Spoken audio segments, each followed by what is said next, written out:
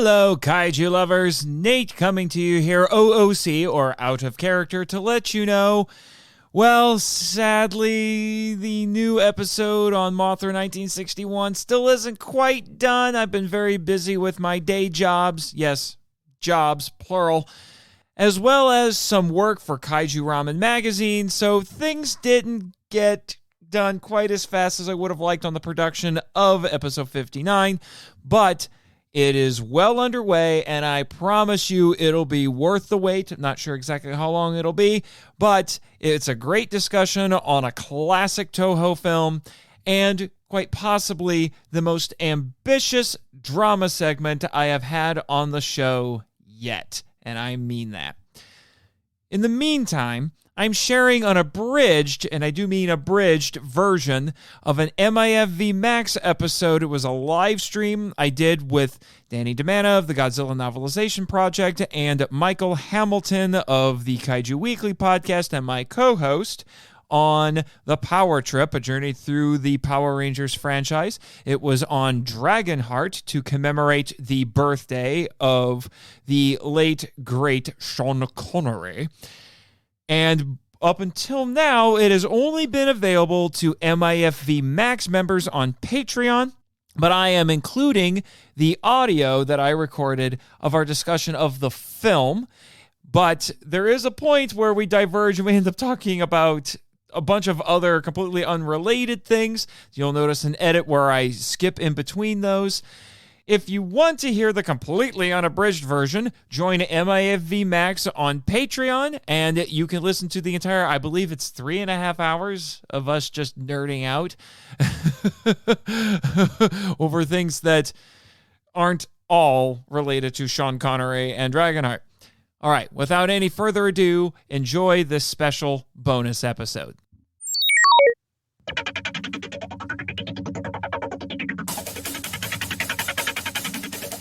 Hello, patrons, and welcome to MIFV number 2 or session 2, issue 2. I don't know what to quite call it at this point. You know, the first one obviously was available for everybody, so it was Elijah and I finally doing our overdue conversation, analysis, riffing, whatever you would like to call it, on the Gamera Arrow set and the Criterion Godzilla set. Well, now here we are with another one exclusive to you, patrons, and with me today, as you can see, are a pair of ugly mugs. I mean, I make no excuses for my appearance. It's as good as you're going to get, folks. Introduce yourself for the 5 people who may not know who you are at this point. Which one of us? Either one. Hello, Kaiju lovers, and welcome to the Patreon stream. I am your host, Michael Dude Bro Hamilton, and I am joined by 2 lovely gentlemen, Danny Boy DiManna, and Nathan, who gives a crap about Nathan. Did someone just hijack my show? I don't approve of this. 200%. Unfortunately, I've had to come to grips with the fact that I have the most easily parodyable intro out of all the other podcasters. Seeing as how your intro is in itself already a reference and parody of another intro that exists before, I mean, you're nothing if not in good company right now. Yes. Also, Michael, there's no way you weren't prepared for that. Yeah, you were ready. I always bring that go. Robin Williams energy. Just saying. I was ready. I was so ready. Okay, so my name is Michael. Last name's Hamilton. I am a podcaster on the Kaiju Weekly podcast. I'm also a co-producer, I guess, of a nifty little magazine called Kaiju Ramen Magazine that both of these fine gentlemen have written for and will write for in the future. I'm also quite grifty. People have told me. And you are a sometimes kaiju talk show host. But I am sometimes a kaiju talk show host. You are correct, good sir. Because you have your own show, the Kaiju Groupie, both which has featured both Danny and I on episodes. I do, but it's been a while. Like I had to put it on hiatus because I had to do some adult stuff. Mm-hmm. I know Adulting is sucks, hard. man. But yeah, hopefully it'll be back at some point. I don't know yet. I don't know when yet. I've still got to work that part out. But I'm still having fun podcasting with my partner in crime, Travis Alexander, over at Kaiju Weekly, where we embrace the sillier side of this fandom. And no one can be more silly than the man to my right, Mr. Danny DiManna. Well, that's true, folks. I am a very silly person. Man, it's a good thing that only the most dedicated I'm paying Nate for this people are watching this right now. Because I probably just scared some people off. At least for now. Right. There is a very strong possibility this will get released as a bonus episode in the future. So you have been warned. Uh-oh. Well, then I'd like to rescind my awful Goofy impression. I'm sorry. This is live, man. I would like to rescind my really poor impression of Nathan's intro. I am sorry. Well, that's good to know because I guess it's time for me to introduce myself. Hello, cat. Never mind. I'm sorry. That's about as good as I'm going to. Sorry about the audio levels, by the way. Yeah. Don't worry. I'm using the soundboard. I'm checking levels over here. So. All right. For realsies. My name is Daniel DiManna, and I am the creator / author of the Godzilla Novelization Project, a creative endeavor, almost 3.5 years in so far to novelize all of the Japanese Godzilla films in English for the first time and share them 100% free with kaiju fans like yourselves. So yeah, that's who I am. You know, I'm online everywhere. I mostly do writing stuff. I've been published in Kaiju Ramen. Thank you very much. You're welcome, sir. Yes, indeed. Yes. Yes. Yeah. I love how the accents are coming out because of the movie we're going to talk about tonight. The accents. You're bloody welcome. It won't be the last time you hear that, me boy. Oh no! The more apple juice I drink, and the worse the accent gets. I promise. Lower and lower quality. Actually, you know what? I sound more like slightly inebriated Chief O'Hara right now. A little bit, yeah. Oh, saints be praised! The Caped Crusaders are coming to save us. It's the boy wonder, and he's fighting the Joker now. Like that's what that sounds like. Oh, Danny boy, the pipes are calling. Oh yeah, I was gonna say, where's my lighter? Oh wait, I don't have one because I don't smoke. So I grabbed my phone. I mean, I could have grabbed. I have some. It's not like I have a lack of things to grab around here. I could have. Do you have a Godzilla what? figure that lights up with in the mouth or something? That would have been perfect. Mm-hmm. I actually have one up there, but if I pull him down, I guarantee an avalanche of Monsterverse figures from Playmates will fall on my head and break my camera. That is so bright. I know, Nathan. I'm turning it off. You can see the reflection of that in my glasses from several states away. That was amazing. I tell you what, I'm going to go ahead and grab something, which is issue 2 of Kaiju Ramen Magazine, available now at kaijuramenmagazine.com for the low price of $10.99. There's also a $5 digital version if you fancy that. So there we go. That's the first of many product placements in this episode.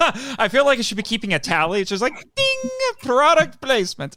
No, if you're gonna plug something, you better plug that. How's it? I mean, I've heard rumors that it's selling like a gangbusters. We have a handful of episodes. Geez, we have a handful of.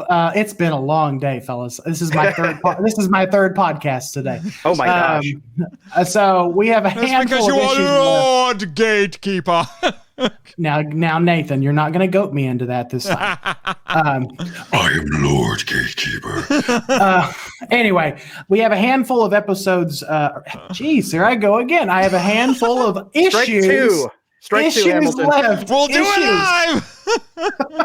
I have a handful of issues left on the magazine. So if you want a copy, you better get it now, because when they're gone, they're gone. And I cannot confirm nor deny we might be doing a special edition at the end of the year. So nobody's sure of that, you know.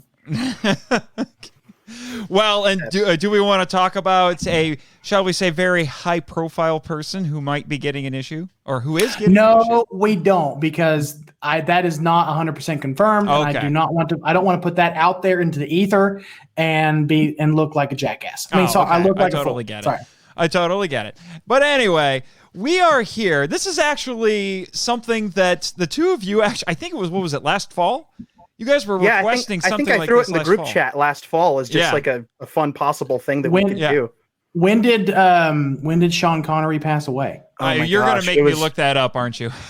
So yeah, I had the date in my head and then it was gone. It was definitely last fall or early winter. Well, it was in 2020 because everything awful happened in 2020. Oh my gosh, he died on Halloween of 2020. There you go. Okay. Yeah. I thought it was October at some time, but I couldn't remember when. Yeah, Halloween. Who died? Nathan, who was this person? You have not mentioned. Sean Connery. Sir Sean Connery. Okay. Nathan, Sir. There we go. Yeah. He has been knighted. This is true. Yes. This is true. So you guys have been asking me to do this ever since then. So what this stream is going to be, we're going to have a fun little discussion here for the movie Dragonheart, because we needed an excuse to talk about Sean Connery, but this is a kaiju podcast, so how do we do that? And then, oh, wait, he did the voice of a dragon. Dragon is close enough. So it's funny because Sean, Sir Sean. He's kind of in one of those weird 6 degrees of separation thing, but instead of Kevin Bacon, it's Sean Connery, because a couple degrees over here, and you can connect him to Godzilla because of James Bond. Mm-hmm. Yes, because of You Only Live Twice. But since they're Akiko Wakabayashi, so it's what? That's 2. That's right. 2 degrees of separation there. 2 degrees of separation. I mean, that film had a lot of help from Toho to produce it, but unfortunately, there are no giant monsters in You Only Live Twice. So we are no. But let's be honest, Akiko Wakabayashi might have been the most beautiful of Sean's Bond girls. I'm just saying. Wow, for sure. Her and I'm not kidding. Miyahama. I'm not kidding. Well, yeah, Miyahama's up there too. But I'm telling you, I don't know what it is. Maybe it's just because they're like, she's in a James Bond movie, so you got to make her look even prettier. I mean, I love her in Ghidorah the Three-Headed Monster and in her Toho films, but she is twice as pretty in that Bond movie. I don't know what they did, but she's twice as pretty.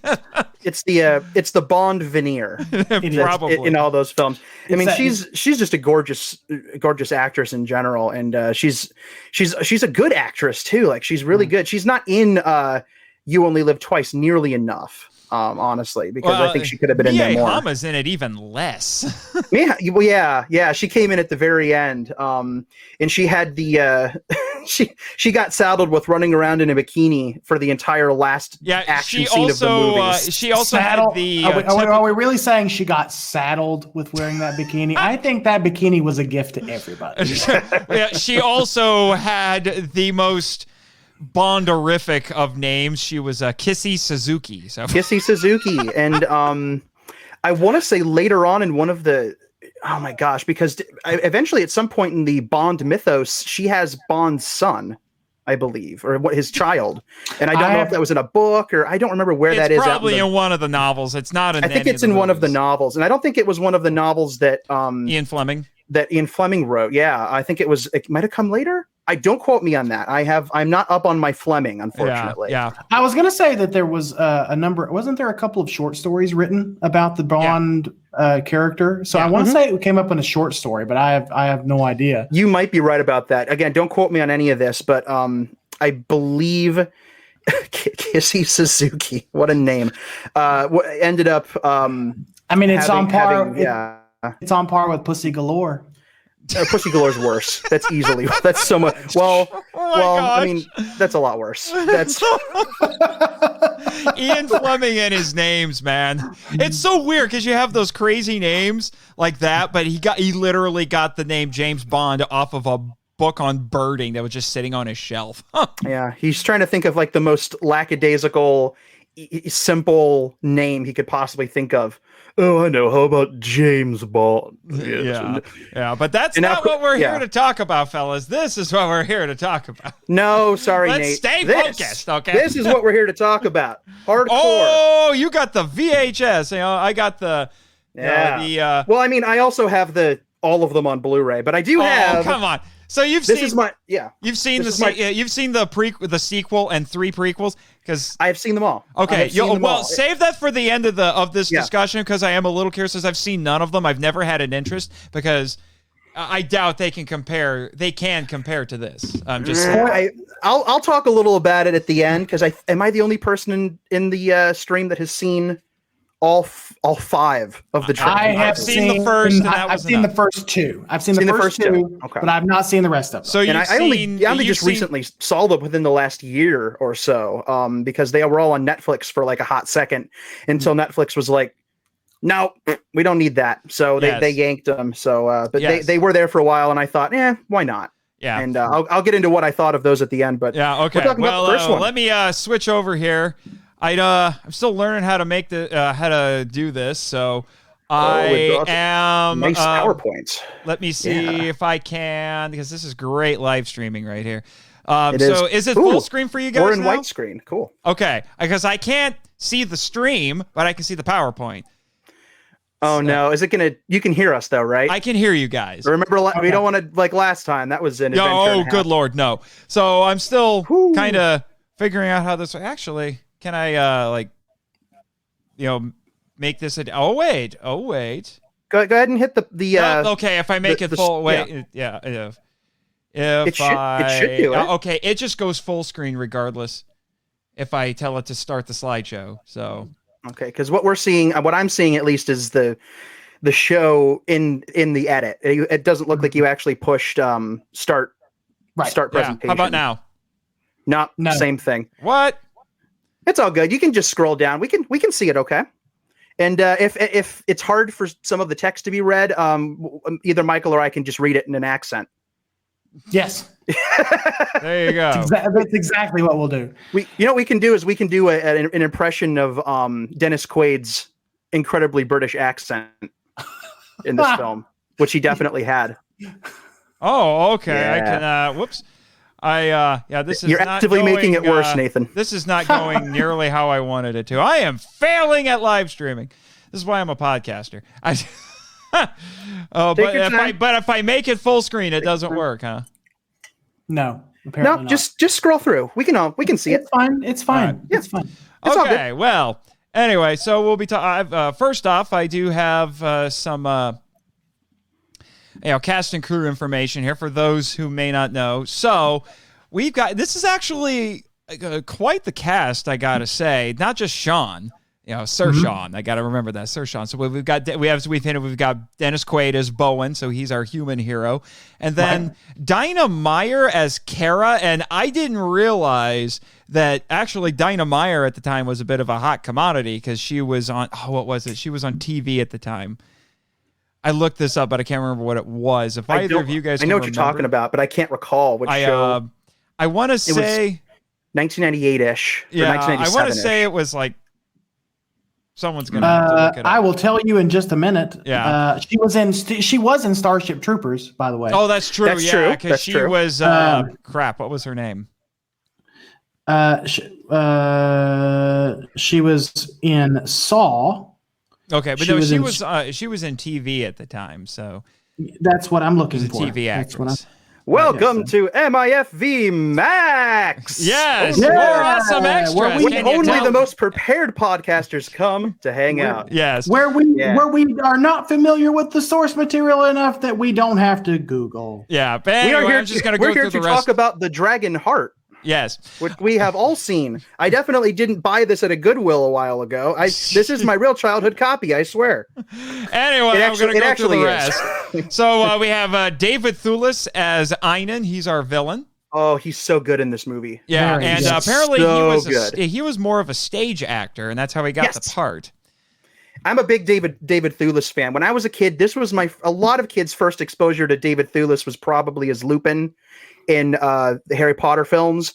Mhm. But my first exposure to David Thewlis was this movie, and then a few years after this, he played the villain. He's a very good villain in of all things, and you guys are going to laugh at this. In the Hallmark made-for-TV 3-part miniseries Dinotopia show. Oh yeah, I remember when that was on. yeah. Yes, he played Lee. I grew up on the Dinotopia books, and he played Lee Crabbe's son, Cyrus Crabbe, who's a dinosaur racist. And he's a terrible, despicable character in this film, and he's such a good villain. And over the last couple of years, he's done a lot more artsy stuff. If you've never heard of the film Anomalisa, which is Charlie Kaufman's stop motion drama. Oh wow. He's one of only 3 cast members in that film, and he voices the main character. And he's also, he's done so much stuff. He was in a lot of the Harry Potter films. He's magnificent in Anomalisa, and he was just in a new movie that Kaufman worked on called I'm Thinking of Ending Things, which is a film I have not yet seen, but apparently he's very good in that too, where he plays I want to say he plays a character at various stages of aging throughout his life, and they just do it through makeup. And he's only in a few scenes because he plays the main character's father, but he is one of the most underrated character actors, I think, on earth right now. David Thewlis, man. Okay. Love that guy.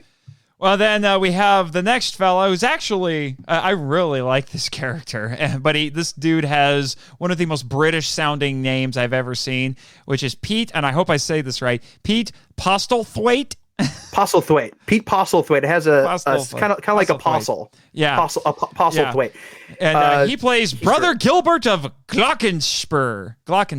You mean the best character in the movie? Oh, I like... no, Draco's the best character. Well, aside from the dragon. But yeah, well, I love Brother Gilbert. We'll get into this, but as a writer, I very much identify with Brother Gilbert. I love that guy. I mean, Pete Postlethwaite is a fantastic actor. Again, most people probably know him for The Lost World, where he's hunting down dinosaurs. Oh yeah, he is in that. I forgot. It's been a hot minute since I've seen The Lost World. He was the not the bounty hunter. He was the big game hunter that he was only there to shoot dinosaurs. That's what a lot of people. I want a male Tyrannosaurus, a buck only. Yes. And then finally, there's a few other cast members we can mention, but finally we have the reason we're all here, Sir Sean Connery as the voice of Draco. And here we go. Yeah, we'll get into that. AKA my spirit animal. Oh, Draco is your spirit animal, huh? No, Sean Connery is my spirit. Draco's my spirit animal. Draco is your spirit animal. Gotcha. Draco's mine and Sean's is Michael's. Yes. It's not confusing at all. Well, sure. But and now a few crew members we have on this. And this actually surprised me because I didn't know this, but a lot of people who are watching or listening to this will probably recognize this name, or at least the last name. But this was produced by Rafaela De Laurentiis. Indeed. Who was the daughter of Dino De Laurentiis. Of the King Kong De Laurentiises, of course. Yes. Yes. You're quite right. Yes. Yeah. So keeping it in the family there. And then the music is by Randy Edelman. And I'm going to tell you right now, and maybe you guys can help me with this, but I swear to you, at least the little theme that gets played for this movie, you have heard it everywhere. I've heard it everywhere. Was it original to this, and then it got stolen, or what? Well, what happened was two things. Edelman's score for this film is flipping standing. It is one of my favorite scores of all time. It has one of my favorite movie themes of all time. And we'll talk about it a little bit more as we go through our discussion here. But what ultimately happened was that music is so majestic and epic, especially the da-da-da-da-da, that main theme, that it was used as a temp track for rough cuts of films, but it's also been heard in a lot of movie trailers. Yes, that might from be the why. Period. I can guarantee if you've ever seen the trailer for Disney's Mulan, you've heard this music. Yes. It was in, I want to say, either the theatrical trailer or the home video trailer for Mulan, or both. I don't recall which, but you can hear this music in there. And it's the only piece of music with a few slight edits that has appeared in all 5 of the films because it is just that good. And it really deserves to be like, it could honestly have been one of the most recognizable themes like for a film of all time if the film had gone on to have more than just kind of a cult following. Yeah. It could have been. It's that good. I don't have the box office numbers on this. If one of you guys wants to look that up, you can. For what I understand, this was a case of a movie that did great with audiences, but not so much with critics. Oh, critics didn't like it. Yeah, critics, they thought it was. Of course, they thought didn't. it was mediocre at best. But it found an audience, and that audience really liked it. So. Box office was it only made $115.3 million. What was the budget? What was the budget?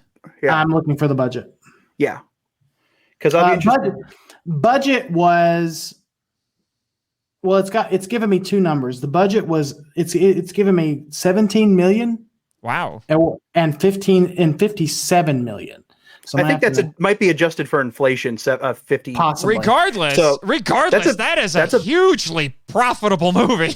It was definitely based on those numbers. It was a box office hit. I mean, that was long before most tentpole blockbusters cost over $1 million to make, because of course we're now living in the age where like a Marvel movie will cost over 200 million to make, and if it doesn't make at least $500,000 or more, which since it's Marvel it always does, since it's Marvel, then it's in the red. I mean, a movie can make 300 or 400 million dollars off a $200 million budget, and it will be considered a flop. Yeah, that makes me wonder how much, if it was 17 million at the time, I wonder how much of that was just Sir Sean's trying to getting his services, and it was $10 million for Sean, and $5 million for Sean's catering, $1 million for Sean's A+ accommodations, and then the other $1 million was all the visual effects, all the rest of the cast, location, directing, the score, everything the else. works. The rest, it was just getting Sean to do the dragon.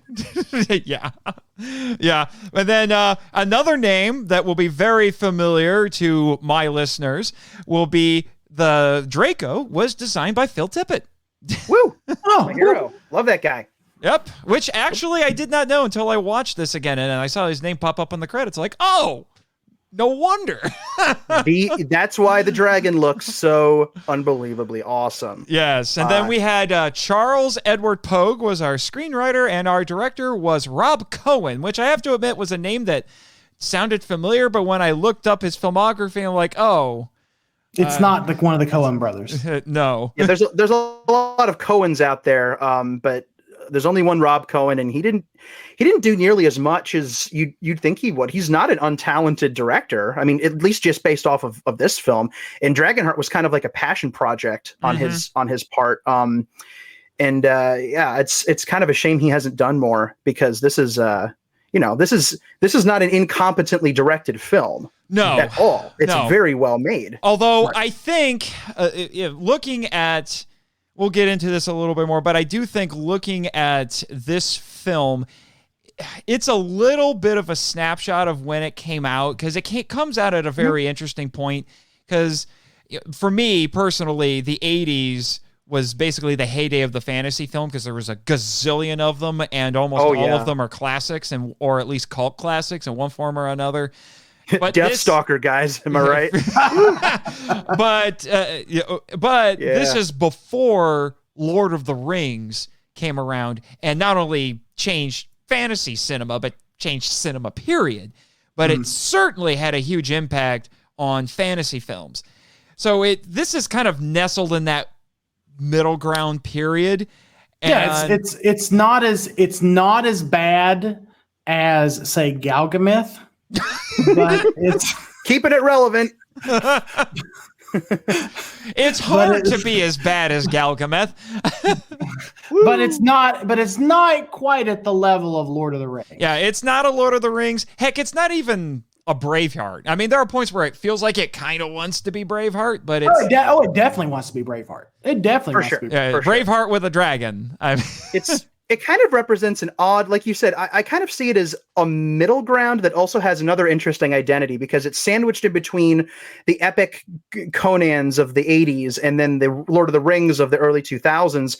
But it's also something else, and that is a Jurassic Park coattail rider because this was one of the very first of those. Well, not the very first. It was riding that wave of 5 or 6 immediate years after 1993, where people were like, "Oh my God, we can make these movies with these giant creatures now," and we don't have to hold back. It definitely was, which we'll definitely talk about once we get into things like the special effects. And then this was Godzilla before 98. Lost World, if I remember correctly, because Lost World was 97, right? This was 96. This was Lost World was 97, and then 1998 there was another thing that happened. I don't remember what it was. We've all blocked that out. So hang on, hang on.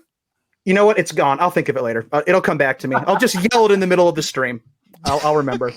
It probably wasn't that important anyway if I can't remember. Yeah. But anyway, you were saying, because so it's riding trying to ride a bit of the Jurassic Park wave. Oh yeah. And because Phil Tippett had been trying to. I mean, remember in the 1980s, the definitive Dragon picture was Dragon Slayer. Which had the groundbreaking the motion blur go motion stuff where they put the dragon puppet through this amazing process that eliminated the motion, like it created an artificial motion blur and eliminated some of that classic tactile Harryhausen, Willis O'Brien jerkiness that I find to be a big part of the appeal of stop motion. But I also love what they were doing with the go motion stuff, and that technology is what Phil Tippett was really kind of pushing for with films like Dragon Slayer. I think there's a little bit of go motion in Ghostbusters. Don't quote me on that. At least that would be. I think so. But that was early. That was 84. If this was a quote unquote real MIFV episode, you would have Jimmy yelling at you right now or something. There he is. He's with us in spirit. But ultimately, what I mean by like riding on Jurassic Park coattails is that, and the fact that Phil Tippett's involved with this is also interesting because Phil was really at the forefront in the late 80s and early 90s of pushing stop motion into more photoreal territory and just trying to get it as close to like tactile and realism as you could. And he was really hoping that this 1993 Steven Spielberg movie he was working on would be the film that proved that that could be a thing, because he was doing all of the stop motion dinosaurs for this Steven Spielberg movie. And then Steven Spielberg saw the test of the CG dinosaurs and said, now we're doing that. Yeah. And Phil was, they kept him around because they ended up using stop motion puppet plugged into a computer to fuel the movement of some of the dinosaurs, which is pretty cool. But after Jurassic Park, Phil didn't really have a lot to do except for just kind of sit around and watch computers, and he'd been in the trenches, as it were, moving the puppets his entire life. Mm-hmm. And so when you see his name on something like Dragonheart, it's kind of an interesting transitionary point in his career and in the film industry at large, because they were saying, look, Jurassic Park did this, we're going to now do this. And at that point in the mid 90s, Phil Tippett, no matter if your dinosaur was puppets or pixels, he was still one of the best people to go for. Mm-hmm. to get to, so his hand, you can feel his hand in his work in this film in a very, very profound way. Yeah, definitely. And it's interesting that you bring up Dragon Slayer, because have you seen Dragon Slayer, Michael? It has been many, many years. Okay, yeah, I haven't seen it in a while either. But that is an interesting little movie. It's a little bit atypical from what you might expect, even from 80s fantasy. It's surprisingly dark at points. It's not as well known, I would say, probably as Dragonheart, but it's still a thing. And to be honest, I would not be surprised if this film, since we're talking about Lord of the Rings, I would not be surprised if this paved the way for Smaug, Benedict Cumberbatch in the Hobbit movies, which I have to admit, Smaug is probably the best part of those movies, and oh man. The caliber of voice acting with Benedict Cumberbatch, and then of course Sir Sean Connery, and this is just outstanding. Well, yeah, it's seeing the progression that we go from a Dragon Slayer to this to the Hobbit movies. The progression of technology is just incredible. Well, seeing the progression of any of the earlier sword and sorcery movies that pertain to dragon, because correct me if I'm wrong, Danny, but most of them, if not all of them, did have some form of stop motion if they did a creature in them. this was one of the first CG dragons. This definitely for sure. Off the top of my head, I can't.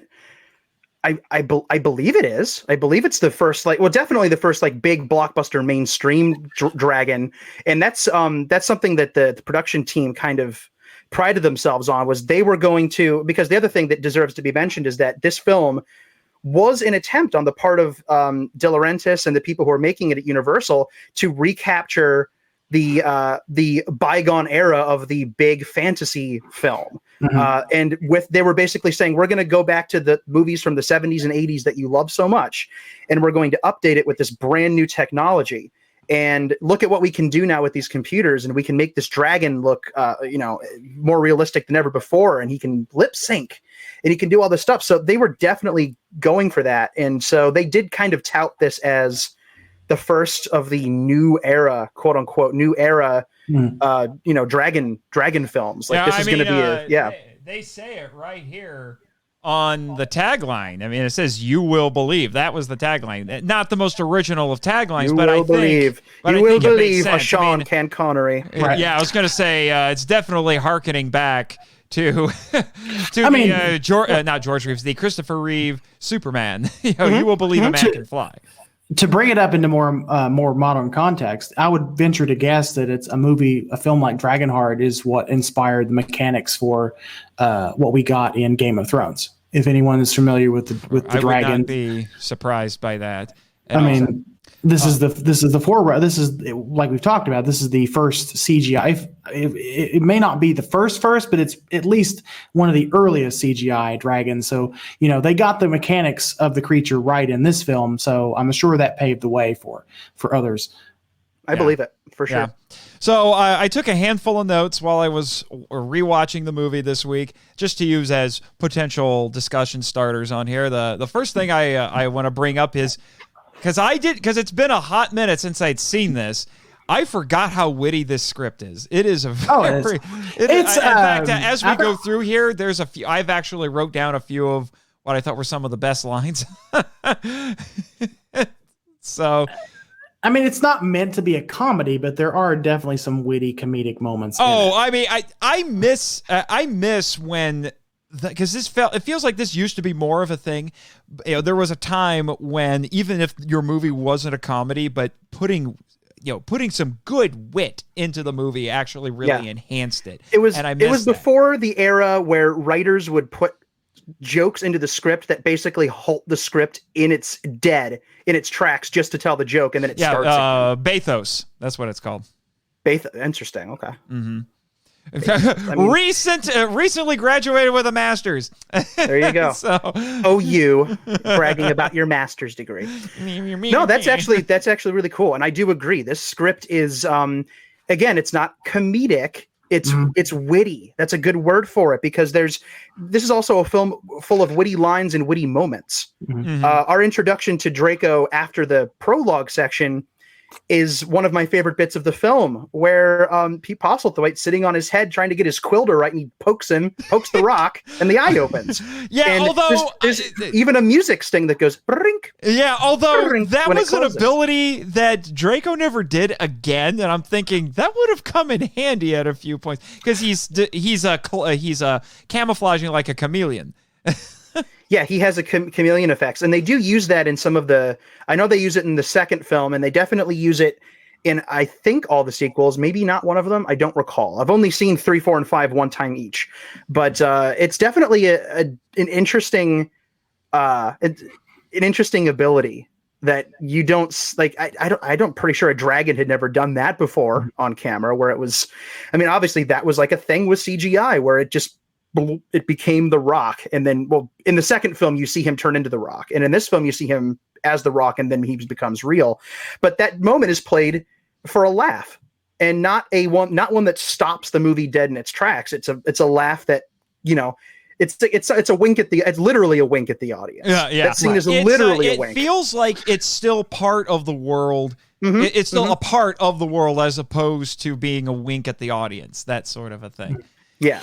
It's not a moment of, hey, look at this funny thing that just happened. Laugh, audience, laugh. It was done a lot more subtly, and I think that's and a lot more organically, I would say. Yeah. So this was interesting because Bowen, played by Dennis Quaid, he's an interesting sort of character. I kind of remembered him being a little, before I rewatched this, being a little bit more of a more traditional kind of perfect hero, because because I'm thinking of the scene when he is reciting his knight's oath, the old code again with the statue of Arthur, which kind of sort of makes this an Arthurian movie. Sort of. It is, but, in a way. But it's like a sequel way after he's dead. Yeah, that sort of a thing. Arthur is definitely part of the mythology of this world that we're in. And so I kind of thought of him like that. I had forgotten. We'll get into that in a little bit here. That he's not quite perfect, but I found out, and I should have remembered this, but I don't really follow faith-based movies. But I read that Mr. Quaid is a Christian, which actually probably explains a little bit of Bowen's characterization. And he's definitely at the beginning and definitely at the end, he's very much an idealized knight, adhering to the Arthurian code. And this is very much a redemption story for him, though, because he becomes disillusioned after what happens with Einan, which is actually another bullet point I have here, because Einan, and this fella right here, he doesn't come across as the most obvious person you would expect to be a villain.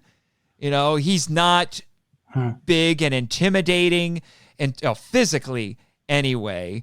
And he is presented at the beginning as this, kind of sympathetic character. But what I think is interesting, I have in here, this is a story where the pupil is the villain and the mentor is the hero, which is a role reversal we don't see a whole lot of. Although we kind of see this, I put it down wrong. It's actually not the Star Wars sequels; it would be the prequels. Is actually editing it during the live stream. Yeah. That's awesome. Yeah. Einan is basically Anakin Skywalker. If I could be fair in calling him that, but I mean that's probably a fair assessment. Yeah, it's the same dynamic of people I can English. I swear to God, I can talk. Wow. Try harder, Danny. English paper. Must center. Teacher takes on student grows in ambition.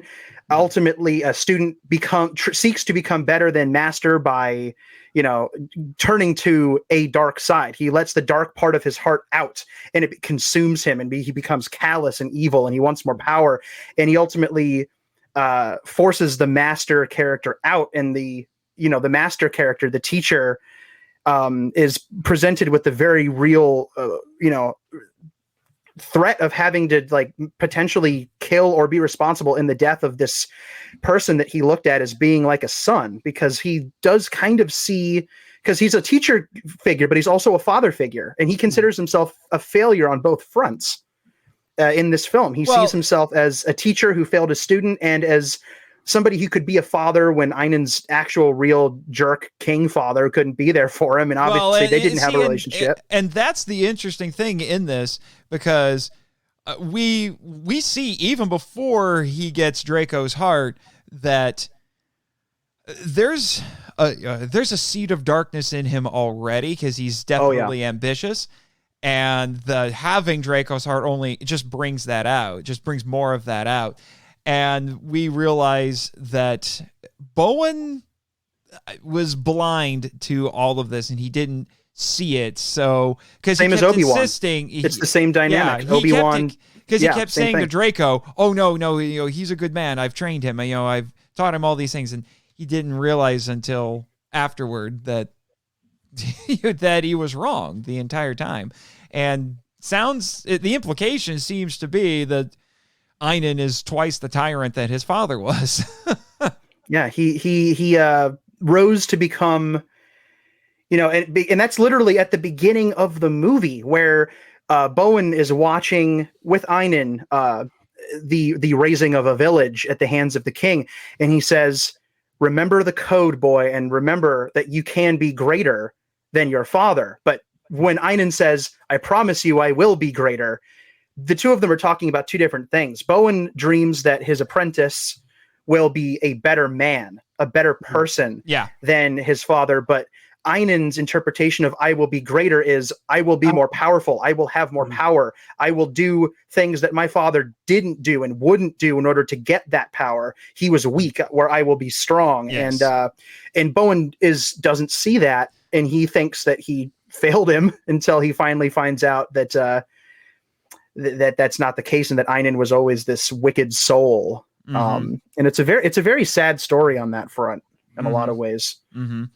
Yeah, which, like I said, creates an interesting dynamic when you have this very idealistic character who, the mentor, and then he swears what seems like, would be his goal for the entire movie, but he kind of loses sight of that, even because he says, I'm going to find the dragon whose heart did this to him, which creates it's such an interesting piece of the world in this, because it plays around with this traditional idea of how we, at least as Westerners, it's a little bit different in Eastern culture, how we see dragons, which are these heartless, nasty, hoarding monsters. Your Smaug, in The Hobbit, hoarding treasure and all of that.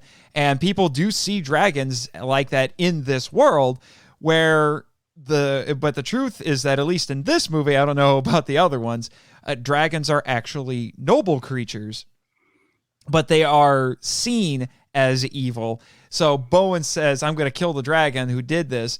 But then he just goes around and just starts killing all of them. But then he loses sight of that goal, and it becomes less about avenging Einon against this dragon. It just becomes about, how can I make money killing dragons for people? So he becomes this, basically a dragon bounty hunter.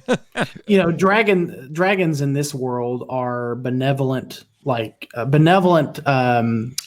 balance keepers, I guess, I guess you could say. They maintain the balance of the land and nature, and that's what they sort of represent, as they represent this supernatural force keeping everything in balance. So I venture to say, and this is probably a little bit extreme, but man hunting down dragons in this story is sort of them killing. What is the word I'm looking for? Help me out, Danny. Well, it's what's the, maybe I can figure out the word. What's the point that you're going for? That it's some kind of hubris, or it's man's hubris, killing the only good thing, keeping everything in balance. A desire on man's part to position himself above the mystical wiseness of the universe, of the world. Because Draco says later that dragons existed before human beings. Dragons are very, very ancient. Dragons are very ancient, and they've been around forever. They had their own culture, apparently, in a lot of ways. Maybe not civilization, but culture, and their own spiritual and religious beliefs, which we'll talk about a little bit later. But we'll talk about, because that becomes integral to Draco's character and his motivation. But yeah, like having the dragons be, this is such an interesting film on that level, because I came into seeing this film as a kid because I was then, and still am, obsessed with dragons.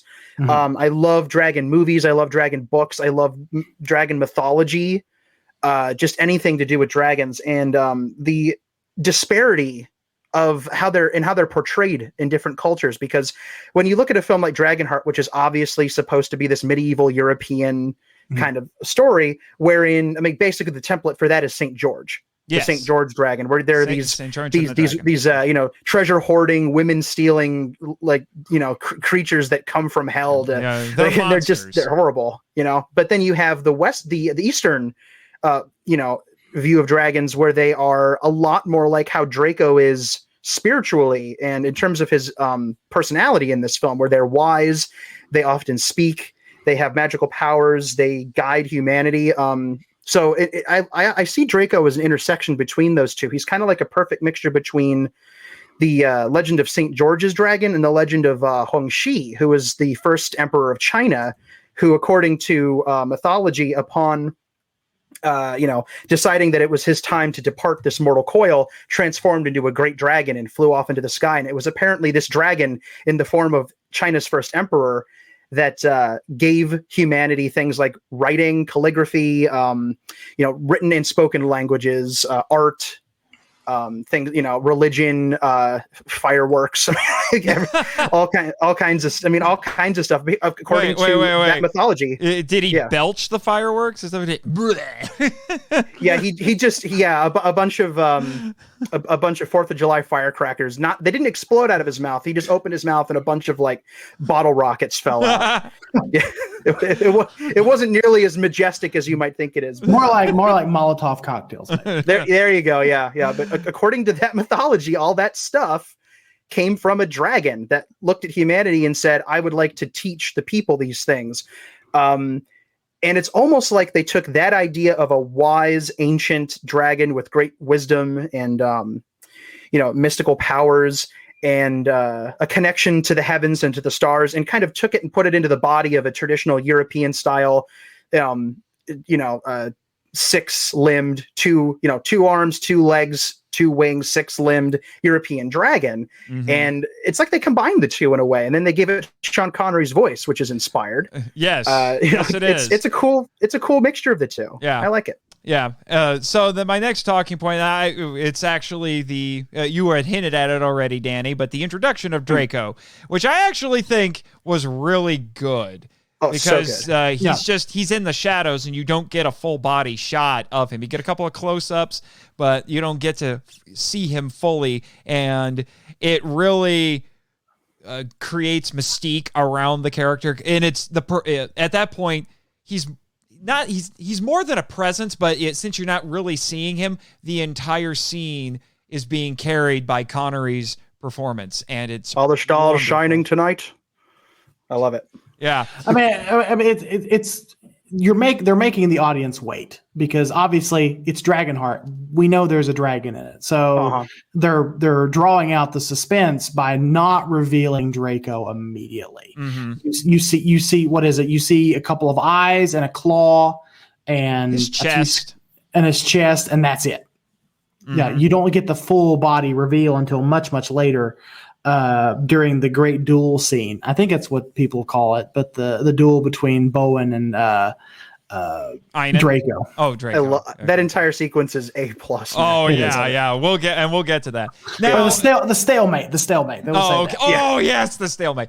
But yeah, and here's the thing, and we've been hinting at it, and I have to say, I know from what I was reading online, a lot of critics just thought that this script was kind of cliche, and I can sort of see that, but the whole concept of this movie is really unlike any other fantasy story that I can think of. Correct me if I'm wrong, but the whole concept of a dragon giving half of his heart to a human to spare his life, that's such a great idea. And then, like I said, it plays on the idea of, did the heart corrupt him because it's a dragon, or did it just bring out the wickedness that was already there?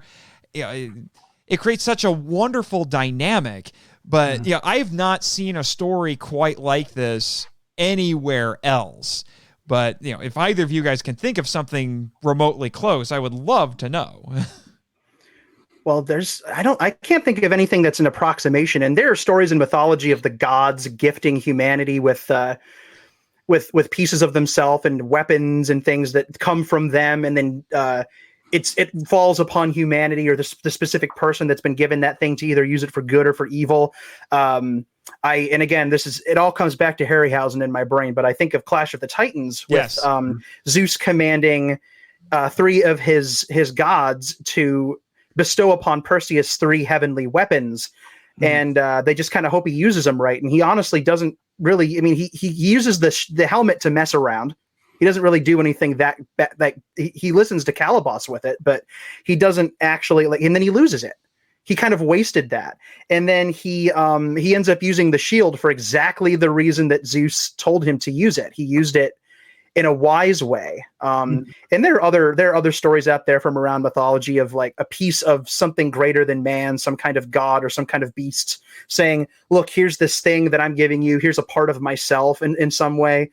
And some of those things do corrupt, but there's nothing that's quite the approximation of the mythology that's presented in this film, wherein dragons have this implied symbiotic relationship with humans, almost like they're, the other half of some kind of a long-standing relationship where, okay, if you mess up, we're here to give you another chance. Mm-hmm. And you better not mess it up, because this is, the half of Draco's heart is a gift of the gods in this film. That's what it is. And, in so much as looking at it from the perspective of, I am a deity or some kind of higher being, and I am giving you this gift, and you better, it's your choice how to use it. It's out of my hands. I can feel bad about it, but there's nothing I can do. You have to be a good person or a wicked person. It applies here in an interesting way, but it's not, in terms of it being like the heart of a dragon, this was a very original idea. Yeah. This was a very original, unique idea that I haven't even really seen, and it might be out there. Correct me if I'm wrong, but I don't think I've seen it since. No. I don't think so. Not quite like this. Not quite like I have this. to say. And then the next note I have on here is this is one of the lines where Bowen says, "No one is above the code," and I broke as my parallel, "You were my brother, Anakin." It's basically the same moment. I love that scene in Revenge of the Sith. I get emotional during that scene. I'm not afraid to admit it. It just breaks my heart. Yeah. It just breaks my heart. Yeah. And it's sad in this movie too. It's that moment where the teacher realizes he's lost his student. Yeah. And a father realizes he's lost his son. Mm-hmm. It's the same, like I said before, it's the same dynamic. And it's and what really always kills me about the Dragonheart sequence where that happens, where he says, the king is above the code. And he tackles him off the horse and says, "Have you forgotten everything I've told you?" Mm-hmm. No one is above the code. And he hugs him. He hugs him close. And the entire time Einan has this look on his face of like, you pathetic man. You used to be my teacher, and I'm so above you now. I got what I wanted, what I needed from you. I got what I wanted from you, and I don't care. And that's what he says later in the movie too, which we'll get to. But he literally later in the movie looks at him and says, "I got what I needed from you." Yeah. Which basically that breaks my heart too. Mm-hmm. It's just imagine being a teacher / father figure, and the person that you dedicated your life to and tried to pass on your teachings to just looked at you as a means to an end. Yeah, it's a little horrifying. It is. Yeah. And then this is actually, you guys probably can't see it very well. And I don't know, did you guys have any of the Dragonheart toys? Because I put this down here because I said it always annoyed me as a kid that there were other dragons as part of the toy line, and they are not in the movie. They're not in the movie. They're not even in the sequels. So I did not know that Dragonheart was merchandised at all when I first saw the film. The only thing I had in my collection for the longest time was a tape of obviously the first film, and then I recorded Dragonheart 2 off of pay-per-view when I was 10. So it was a long time ago. But that's still to this day I don't have a lot of physical Dragonheart stuff in my collection. And I only found out that the toys existed a few years ago, and my brain exploded. If I ever find one in a thrift store, I'm going to have to get it. And and this is a funny story. This is not a toy, but a few years ago, I had the opportunity to bid on an original Phil Tippett Draco maquette for the production of the film.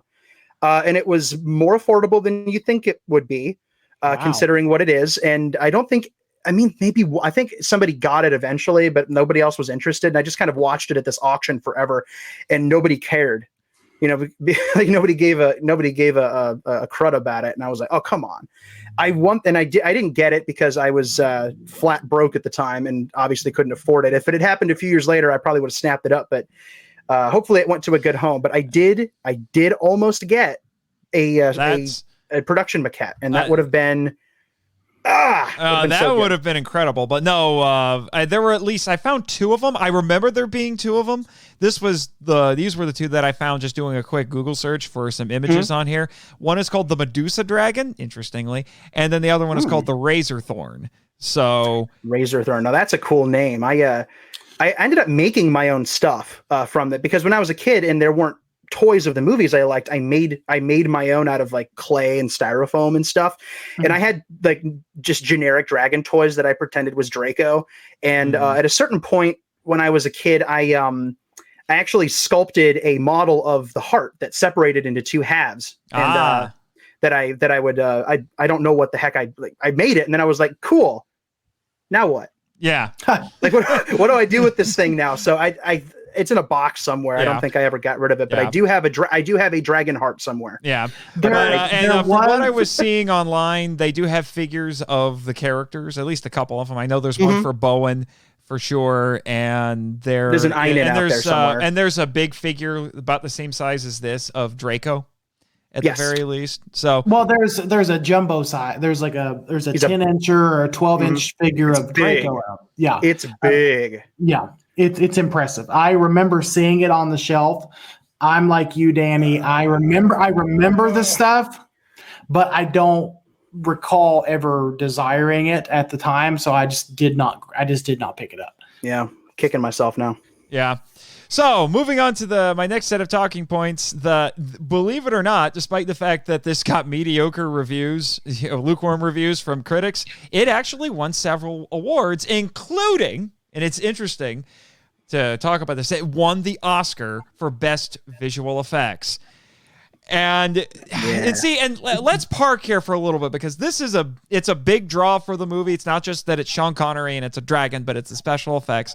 So I initially, before I rewatched it and I was just checking out the trailers and all of that, I wasn't sure how the special effects were going to hold up. But now looking at this, I'm like, okay, so it won the Oscar for Best Special Effects. Now, on the other hand, I see special effects. This was state of the art at the time, but I've seen, unfortunately, now I see special effects of this caliber in asylum movies, which is just a testament to how much technology has advanced, I think, since then. But what I think separates the effects in here when they were fresh and new is that this definitely had a lot more care put into them than any of these low budget asylum or otherwise movies that might have stuff that looks about the same 20 years later. They had ILM and Phil Tippett doing it, so they could linger on the effect shots for more than 2 seconds. Yes, most definitely. Asylum. But how do you guys feel how do you feel about the effects in this? Now, it's mostly CGI, but there are a few points where we have some practical. The stalemate scene, which I have a screenshot here of that actually had some practical effects in it. That was a hybrid scene. That was a hybrid scene with a physical mouth, teeth, articulated animatronic tongue, and real saliva, which was disgusting. And then they animated Draco's skin and face and eyes and all that stuff and a little bit of his neck around the practical prop because they wanted to have something for Dennis Quaid to stick the sword into. And that's a great idea. Now, I honestly, in terms of the visual effects, I don't see them as poor at all. I mean, I think they were slightly below, close to and slightly below-ish the Jurassic Park range. Yeah, it's like original I gotta say, Jurassic Park. out of all of the 90s CGI creature features, Jurassic Park holds up the best. I don't know. I don't know what strange voodoo they had working on Jurassic Park, but the effects in Jurassic Park really do hold up. I can tell you. They took a long time to work on Jurassic Park. Nowadays, I mean, ILM basically said, listen, we've got like a year plus, maybe 2 years. I don't know how long the pre-production was on Jurassic Park, but they basically said, we are going to dedicate ourselves entirely to this movie and we're going to make it look good. Mm-hmm. And the fact is that movie is, oh my God, almost 30 years old now. And it's still, there are some shots in that film that look better than some blockbuster CG films do today. Yeah. And I mean, for sure. I think honestly, there are shots in the two Jurassic World films, CG shots that don't look as good as some of the CG shots in Jurassic Park. It's because they look. It's because they look CG, and they're obviously CG. They look CG, and it's not just the fact that, like, you know, I saw Jurassic Park and it blew my mind when I was a kid, and it's not just nostalgia talking. They literally spent all this time on that film, and ILM didn't cut corners. They were really into it. Nowadays, ILM has to do blockbuster, like, I don't know, 3 or 4 blockbuster films worth of CG every year, sometimes Basically, more. yeah. And they have their facilities are so huge. They've got like 3 Marvel movies they have to do. They do movies for everyone. And sometimes they do more. I mean, sometimes they do like 10 plus movies every year, even if they just do touch-ups on another person's work. Like, let's say they're doing one movie is using visual effects from Framestore or Weta over in England or New Zealand, respectively. And then they send it over to ILM to do touch-ups. Like, somebody at ILM might do touch-ups on a character's eyeball, and then they'll send it off somewhere else. Yeah. It's I mean, according insane. to the research I did for my episode a couple months ago, ILM did at least some work on Godzilla versus Kong. Yes, they did. Yes, they did. Yeah. So think about that. And Weta did as well. So we have a movie that had both Weta and ILM working on it. Yeah, and it's funny because ILM's connection to Godzilla goes all the way back to the Charles Barkley commercial with the suit that they made, which is so cool that they've now kind of come full circle. That's off topic. Yeah, but Dragonheart's visual effects are pretty darn outstanding, and there are some, especially the scenes where Draco is in or around water, I find to be really, really good. I was that was going to be the telltale for me, was how well Draco can interact with the environment, because it's not like a modern blockbuster where they have a blue screen. They filmed this on location. It was filmed in Slovakia. I looked that up because the scenery in this is pretty nice. Now it's not a scenery movie. It's not a Lord of the Rings where it's almost like a 3-hour commercial to get people to come visit New Zealand. But the interaction with the environment was the telltale, and I was surprised at how good that it looked. Now, I will admit, despite the fact that the effects for me do hold up, I think a large part of why the effects hold up a little bit better than I was expecting, I think credit has to be given to Sir Sean, because that performance carries a lot of the effects in this, especially with how incredibly good that lip sync is. With Draco, I was shocked how good the lip sync was in this, because I freaked out when I saw how good the lip sync was with Benedict Cumberbatch for Smaug in the Hobbit movies. This was 20 years before that, and it still looks really good. This was a film that, go ahead, Michael. I was gonna say,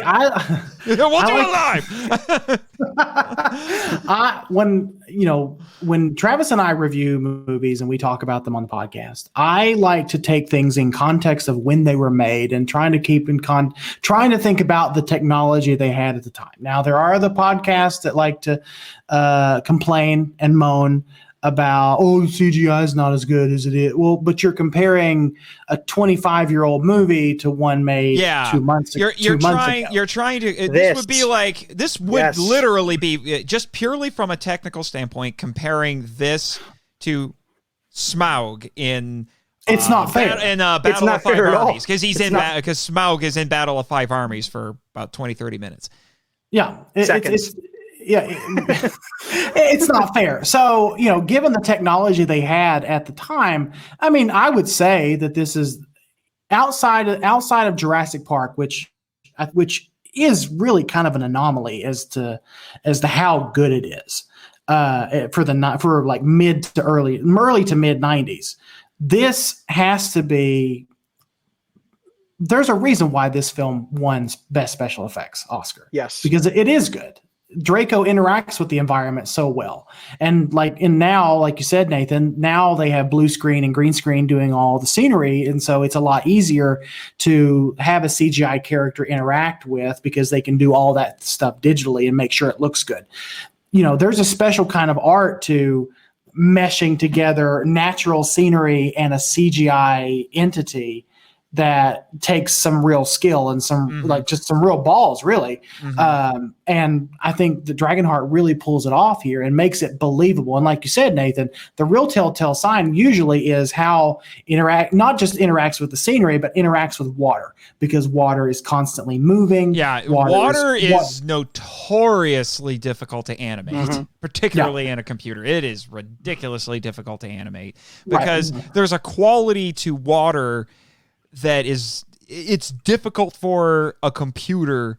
Nowadays, it's a heck of a lot easier, but it's very difficult for a computer to deal with and calculate and to make it look right.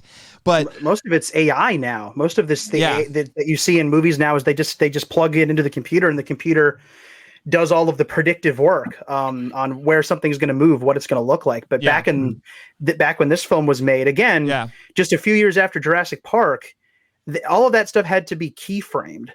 You know, they had to do that one bit at a time. Yeah, if this is going back to Smaug, they mocapped Benedict Cumberbatch for his performance with Smaug. They didn't have that back then.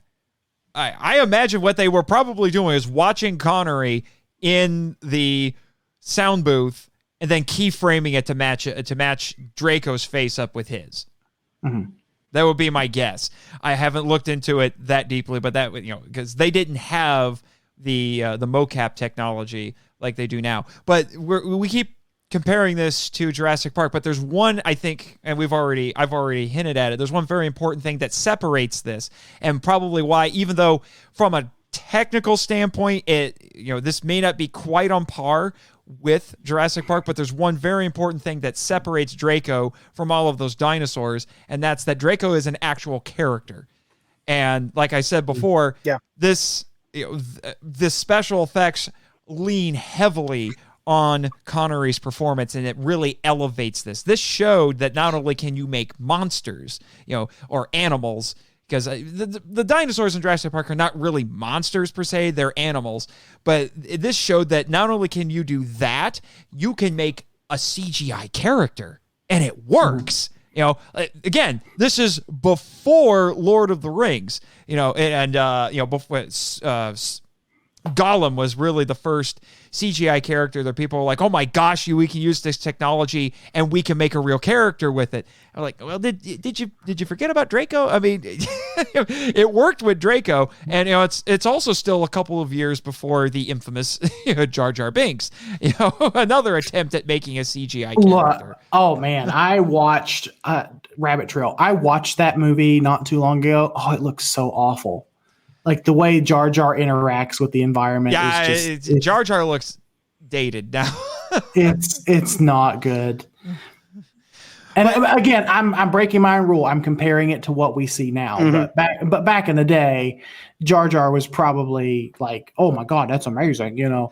Just same as Draco. It was. When I was a kid and Phantom Menace came out, and I'm a little younger than you guys. So I was, about 6 or 7 when Phantom Menace came out, and I didn't know how they did Jar Jar, and I thought it was a guy in a suit. I had no frame of reference for what else it could be other than a guy in a suit. And then I saw behind the scenes photos of Ahmed Best with the suit that he wore on, with the stupid Jar Jar head on top of his head.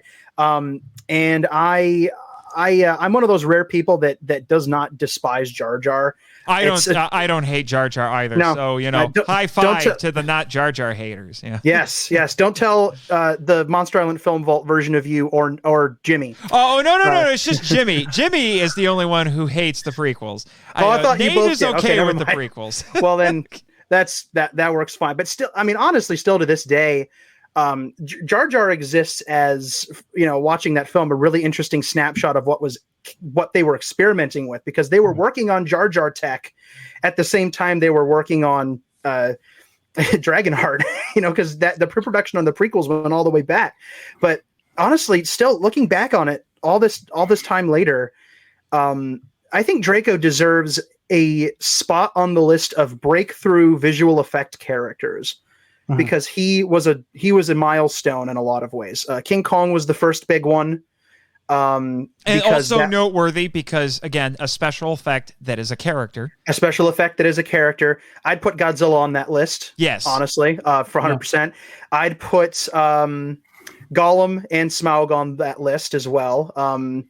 And I think Draco should be on there too, because that was one of the first times they keyframed full 3-dimensional lip sync onto a character. Yeah. And again, I'm 200% on Michael's page here, because I've never liked looking at something and saying, oh, well, that holds up, because then you're comparing it to something 10, 20, 30, 40 years later on down the line. Yeah. Like, I don't personally, I mean, if that's your thing, that's fine. But like, for me, I don't see the point in it. It's just nothing's gonna 100% hold up. I mean, who looks at the original King Kong and says the effects don't hold up? That's missing the point. Yeah. Right. You know, that's completely missing the point. And to me, Dragonheart is so far in the rearview mirror at this point. It's weird to think about how far back in the rearview mirror it is, but it's gotten to that point now where CGI from that era, mid 90s to late 90s, has its own unique flavor and should really, I kind of consider it its own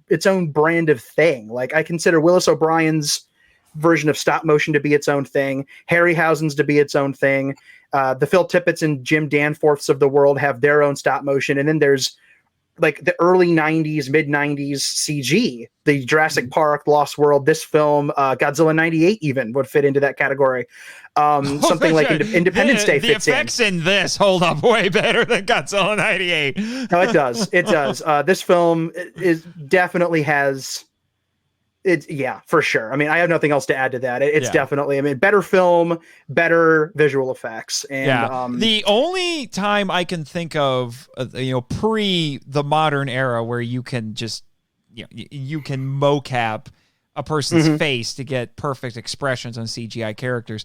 And this was not a CGI character, but but I was thinking of this occasionally watching this movie in terms of the lip sync. And to be honest, it's actually even more astonishing in this other movie because it was a practical effect, and that would be Audrey 2 in Little Shop of Horrors, because that puppet has almost perfect lip sync, and it's just astonishing.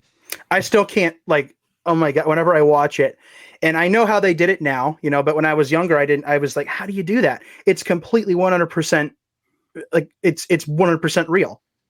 It's tangible. It moves perfectly. They did it so good. I mean, the fact that Rick Moranis had to act at a certain pace, a certain speed while he was in the room with that thing. Yeah, because of how slow it was moving. And that's what's interesting, because the actors' interactions with Draco are pretty astonishing. And then they actually did some things with Draco that wasn't just simply blowing fire. In terms of his actual interaction, it's not just flying around doing the cool stuff, but he's blowing fire on certain things. He's starting a campfire, and he's speaking, but then they even have a scene where he's singing with Kara. We dragons love to sing when we're happy. Yes, I mean, they're doing that other part. things with him that you didn't necessarily expect. It's wonderful. Like, and he gesticulates so well. Like when Bowen rides up and he looks at and he does the death thing across the. I always think of Galaxy Quest. I gave you the kill gesture. Yes. He does that, and he even talks out of the side of his mouth away from her at one point. Yeah, he is a person. Like, he is a person in that scene. Like, and that's 100% visual effects. And I gotta say, the actors, I mean, this is still relatively early on in terms of, at least with CGI. I mean, there have been other movies where actors had to interact with a special effect, and pretend it was there and stuff like that. But I was surprised how good they were in this. And I do have one quick little note here. I'm just throwing it out there. Dinah Meyer is a beautiful woman. I'm just throwing that out there. She's gorgeous. Yeah, just a gorgeous woman. And something, I should have brought this up earlier. We kind of hinted at it. It's interesting that with Brother Gilbert, I put down, it's like, he in this movie we have big dang hero with a scrawny sidekick, which is actually a trope. It's a pretty common trope, especially in a lot of fantasy films. The first example that comes to my mind would be the first Conan with Arnold when he has the little Asian guy with him. played by Mako. Well, it goes back to even further than that too. With I think Beauty and the Beast, the original Beauty and the Beast cartoon had that trope too. What I can the names of the hero, the buff hero, and Gaston. Gaston, and the his little sidekick, his little French sidekick, come to mind. So it's a trope. Yeah, it is definitely a trope. And now, we'll save more of this discussion for later when we get into what came after this. But I find it funny that Draco says he's the last dragon, and then I'm like, yeah, tell that to the sequel and the 3 prequels. But well, there is an explanation, and I will get to it. I will get to it. Maybe the Draco got busy before he died. Hey, I'm just saying. He's notoriously randy. He is randy as a dragon with Sean Connery's voice. I'm pretty sure you're popular with the lady dragons. I'm just saying. Singing's not the only thing dragons do when we're happy. Okay. It's a family show, remember? Okay. Although I did just as of this broadcast, I did just release an episode about a movie with a 0G sex scene in it, and so yeah, it's true. You did. It's true. It's true. You went into great detail too. It was amazing. It was like a 20-minute segment on the Jimmy, zero gravity love scene. Jimmy loved that. I had to turn it off. I was scene, blushing, man. It was a little hot. Wow. Yeah. Jimmy loved that part of the movie. I don't know if blushing is what you would call I was doing, but. Yes, blushing was involved. And we've already my next slide. We've covered a couple of these points already. I just want to throw this out there since we're talking about Sir Sean's performance. I love how he says the name Draco. It's so smooth and just like wow. I mean, but this Sean Connery is one of those guys where the joke is, they have the kind of voice where you could give them the phone book to read and it would still be entertaining. Him, Liam Neeson, and Idris Elba. I will let them. Patrick I will let all three of those. Patrick I would Stewart. let all 3 of those men read me the phone book. Hey, Patrick Stewart. You got to put Patrick Stewart. I'd also, and I'm old school, so I'm gonna go all the way back to Claude Rains because I'm a big Invisible Man fan. And I would let that crazy man read from me for the phone book any day. Oh wait, I love that guy. The guy who was in all the horror movies and he did famously did the voiceover in Thriller. I feel terrible. I can't remember his name. Vincent Price. Yeah, that guy. Perhaps the best horror voice of all time. I mean, he wasn't in a lot of good movies, but good Lord, does he have a wonderful voice? He was in some. Watch the Roger Corman, Edgar Allan Poe movies. Those are tops. Actually, I just discovered at least one of those on Tubi, and it was added to my queue. So watch if you can find Pit and the Pendulum. That's the one. Either that or House of Usher. I mean, they're all good, but watch one of those 2 to get yourself started, and you will want to watch every single one of them. They are the best things Roger Corman ever put his name on, for starters, and they're very good. Also, before we move on, since we're talking about James Bond, Idris Elba has my vote for next James Bond. That would be kind of nice. 100%. I want to see him do it. I mean, I'm not like, if it's not him, I'm not going to like lose my mind. Like, oh my God, how could you? But he's so perfect for the role. He's got that great accent, that deep voice, good looking dude. Mm-hmm. He's James Bond. Make Idris Elba James Bond, please. Yeah, please. Yeah, you heard it here. You heard it here, folks. If it happens, then I'm gonna look like a genius. Yes. I mean, it would just make perfect sense. Oh, it's such good casting. It's so perfect. Idris Elba, please be James Bond. Mm-hmm. Oh my God. You have to know they're already thinking about it. They have to. There's no way they're not. I've heard Tom Hiddleston's on the short list. He'd be fine. Maybe I would accept Tom Hiddleston. Like he'd be fine. But Idris Elba.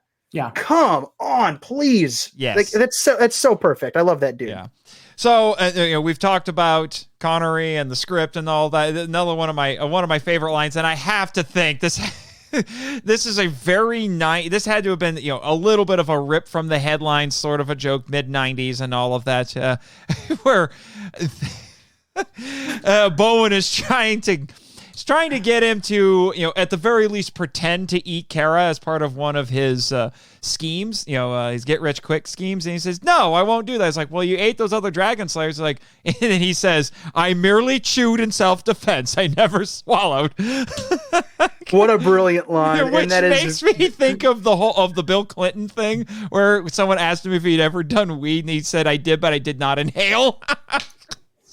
It's like I'm getting off on a technicality, That honestly feels like that was intentional, and I've always wondered if that was a reference to something from the period, but because it fits. It's not one of those like jokes that sticks out in an awkward way where it's like, oh, because 1996. It's one of my favorite witty lines, as we were saying before, from the film. I merely chewed in self-defense. That's brilliant, man. It's so funny. And he says it completely sincerely. It feels very natural, and I actually kind of like. I'm speaking a little bit as a writer here and kind of a word nerd, as I like to say. But one of the things I appreciate about this script is that it has a little bit of a kind of an elevated diction to fit with the time period. It doesn't go like Shakespearean or a Middle English or anything like that, but the diction for these characters is a little bit more elevated. They don't necessarily talk like modern people, and you really notice it with Draco. I feel like Draco's diction is a little bit more elevated than the rest of the characters to communicate through his diction that he is this wise old creature. So he has a wisdom. He has an Arthurian era wisdom to him. Not quite ancient.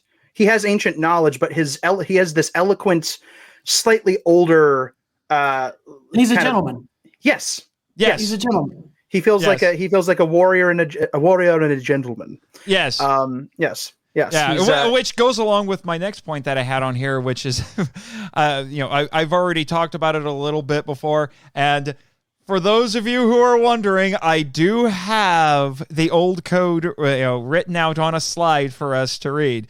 But there's a point later when Bowen has his turning point, so to speak, and I called it his come to Arthur moment. Nice. Instead of come to Jesus, because that's awesome. Because the implication is because they go to Avalon, the actual Avalon where Arthur was laid to rest, and where I think it's supposed to be where they had the table with his knights and everything. Yeah. So it's basically this holy place. And the implication is Bowen meets the ghost of Arthur, and meeting the ghost of Arthur brings him to the point where he renews his vows as a knight and reclaims the ideals that he had lost. Mm-hmm. And it's actually, to be honest, I think it's a wonderful moment. Some people might see it as a little bit cliche, but which I say, you are all a bunch of cynics. It works. I mean, I don't mind a little bit of cliche now and then, because, what people call cliche often is the thing that works the best. And it's the most I think cliche has garnered a little bit of a bad reputation. I mean, and I'm speaking a little bit from experience. One of the things that was a little bit it was challenging, but also a little bit annoying, which I took a poetry writing class when I was getting my master's degree, and I really wanted to because it was a form of writing that I had dabbled in, but had never actually been instructed on how to do it. And the instructor, I love him. He was one of my favorite professors at grad school, but he was staunchly anti-cliche unless you could put an interesting new spin on it. And his definition of cliche was basically, if you've heard it somewhere before, it's probably a cliche. So good luck creating anything. Yeah, point, basically. Right? But the thing is that there's a difference between a cliche and a trope, and this feels more like a trope as opposed to a cliche, where a cliche is something that is really tired and it's overused and it no longer, and this was true when we talked about it in those poetry classes, it has something that's been used to the point where it no longer has any impact and you just kind of gloss over it. But that's different than a trope, which is something that gets, as you mentioned, Michael, is something that you can do in a story and people will keep doing it because it works. it does not lose its resonance. Mm-hmm. So, a moment like this for a character, particularly a character like Bowen, I still think it works. And, the fact that it is Arthur, I think, is, there's something to be said for that. And I put this down because it's so weird to think when you think about the period in which this was made, and we're talking about the effects a little bit, but I'm sure the Daylight Battles crowd must love this thing because we do get full-blown shots, long shots too, of Draco in sunlight. So you can all shut up. I mean, in my personal opinion, I think Draco would look better under the lights of Hong Kong, but that's just you just only because you want to get that deluxe, only sold at Walmart. The for Walmart 5 exclusive minutes, Draco Funko variant Funko Draco. If they made a Draco Funko Pop, and let's face it, that's the only thing Funko hasn't made yet into a Funko Pop, I would get all of them. I would buy that. I would 200% buy one of those. Hey, Funko, you listening? You out there? I know you listen. I know your patrons. Make it happen, Funko.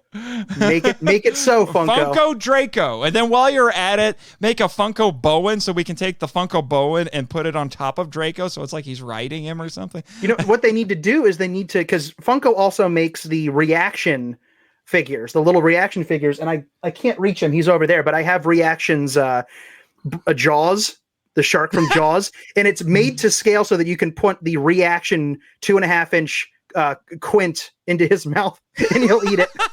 And if they made a reaction to scale Draco, it would be a 6-inch scale, 8-inch scale figure, and then make a little bow and stick him in the mouth.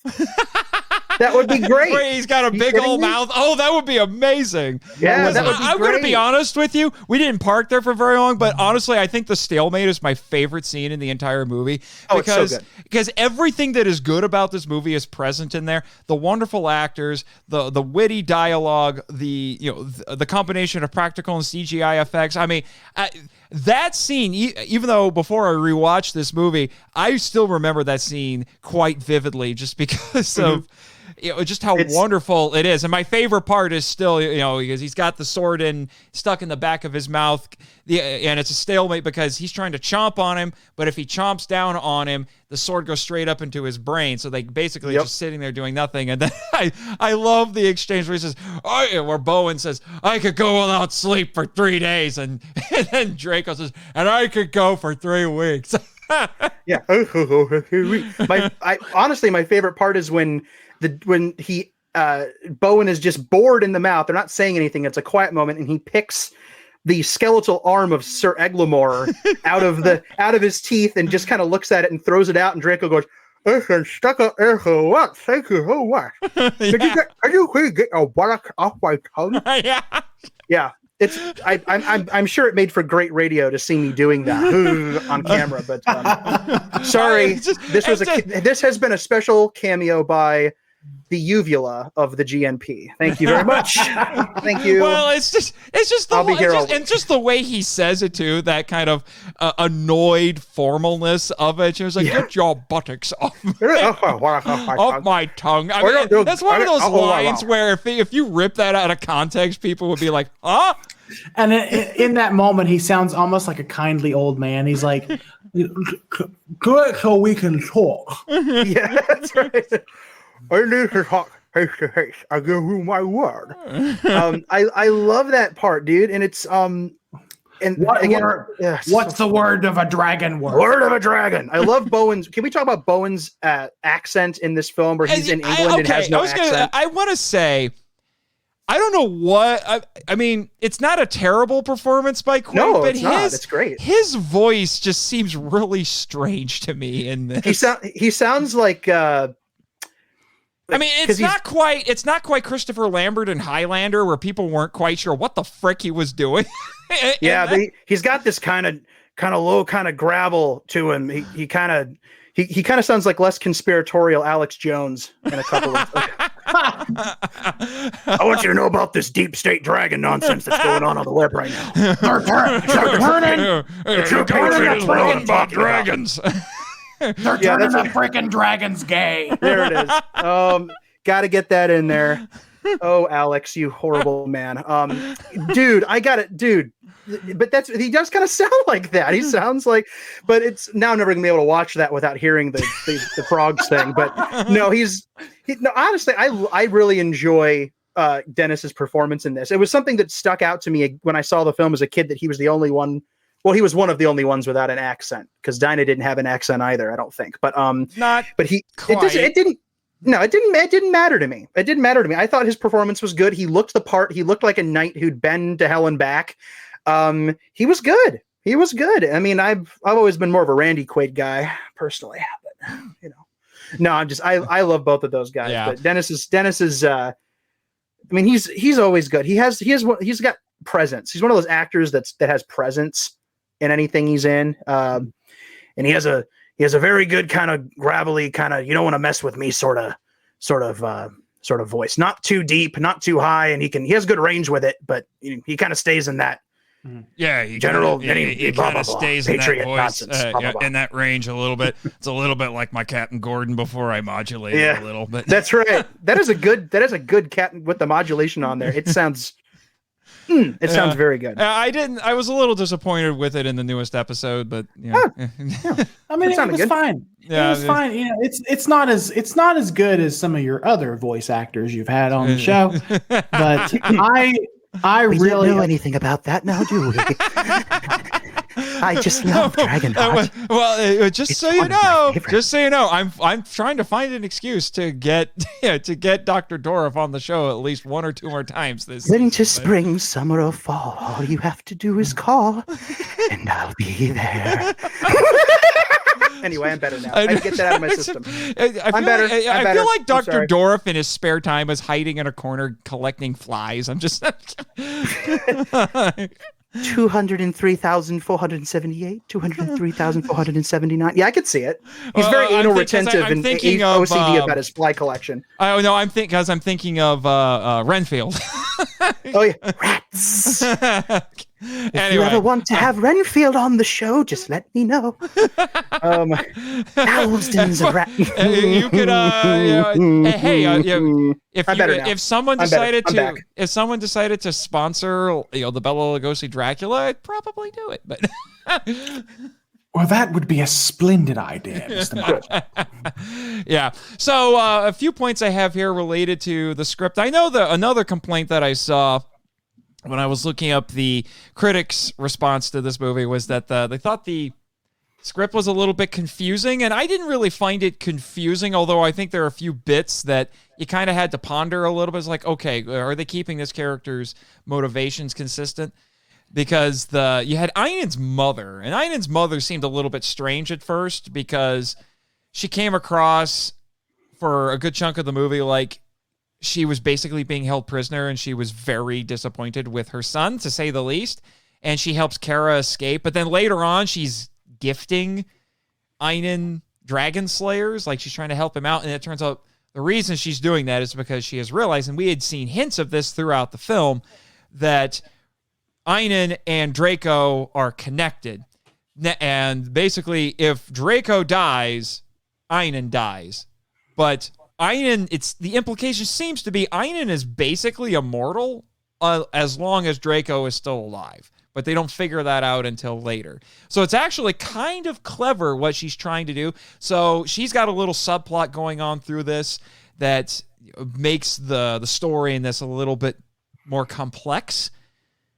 And she gets a little bit of an arc, and then we really know Einen is evil because he murders his own mother. I mean, there's no coming back from that. Now, I'm starting to think this guy's not very nice. What? Don't do that. No, he's he's been pretty evil the whole movie, but that moment is still pretty shocking. I mean, it's not shocking because what's going to happen, but still, it's pretty upsetting. And even when I was a kid, I remember that plot point because, again, I was very young when I saw this film for the first time. And I remember that plot point of her getting him the Dragon Slayers confusing me because because I didn't know the twist was coming. And I was like, but she rescued the nice lady. And I thought she was a nice person. But now I don't know. It was very confusing. 6-year-old me was confused. Well, but, and I can understand. Apparently, you were a lot like the film critics who saw this. They might have been but then I got to the end of the film and heard her explain it to him, and then I understood it and went, "Oh, that's a pretty neat twist, bro." And childhood me was very satisfied. Apparently, the critics didn't hear that part. I don't know. I mean, 6-year-old me this movie never confused me. It never. I mean, maybe that's just me, but it never. I don't know. It seems pretty straightforward. It's got some twisty, turny bits to it where you're not quite sure what character, like what her motivations are immediately, but it all makes sense at the end if you pay attention. I mean, I don't know. I guess they were too poor to pay attention. Wah wah, indeed, Nathan. Wah wah. Oh, there's indeed more where that came from. But I hope so. Yeah. And then I love the little bit. They even give Brother Gilbert a little bit of an arc in this because they get so desperate that because they're basically going to try to lead a peasant revolt. And there was that joke actually at the beginning of the movie. It was like, the peasants are revolting. And then, that old pun. Well, they've always been revolting. Yeah, basically. What a great line. I've used that line before, like other places where I'll just throw it in there. But like, so they're so desperate to try to train these peasants to fight a war, basically, that they even get Brother Gilbert, who's basically taken of, I don't know. You're basically turning a priest who is not a violent person and trying to get him to use a bow. And then there's the funny bit where he's like, "Ooh, what's this?" And then he pulls the string, shoots the arrow, and he gets a headshot. And it's like, beginner's luck. Do it again. And then he does it again. It goes for the crotch. And Brother Gilbert, you're a natural. Yeah, basically.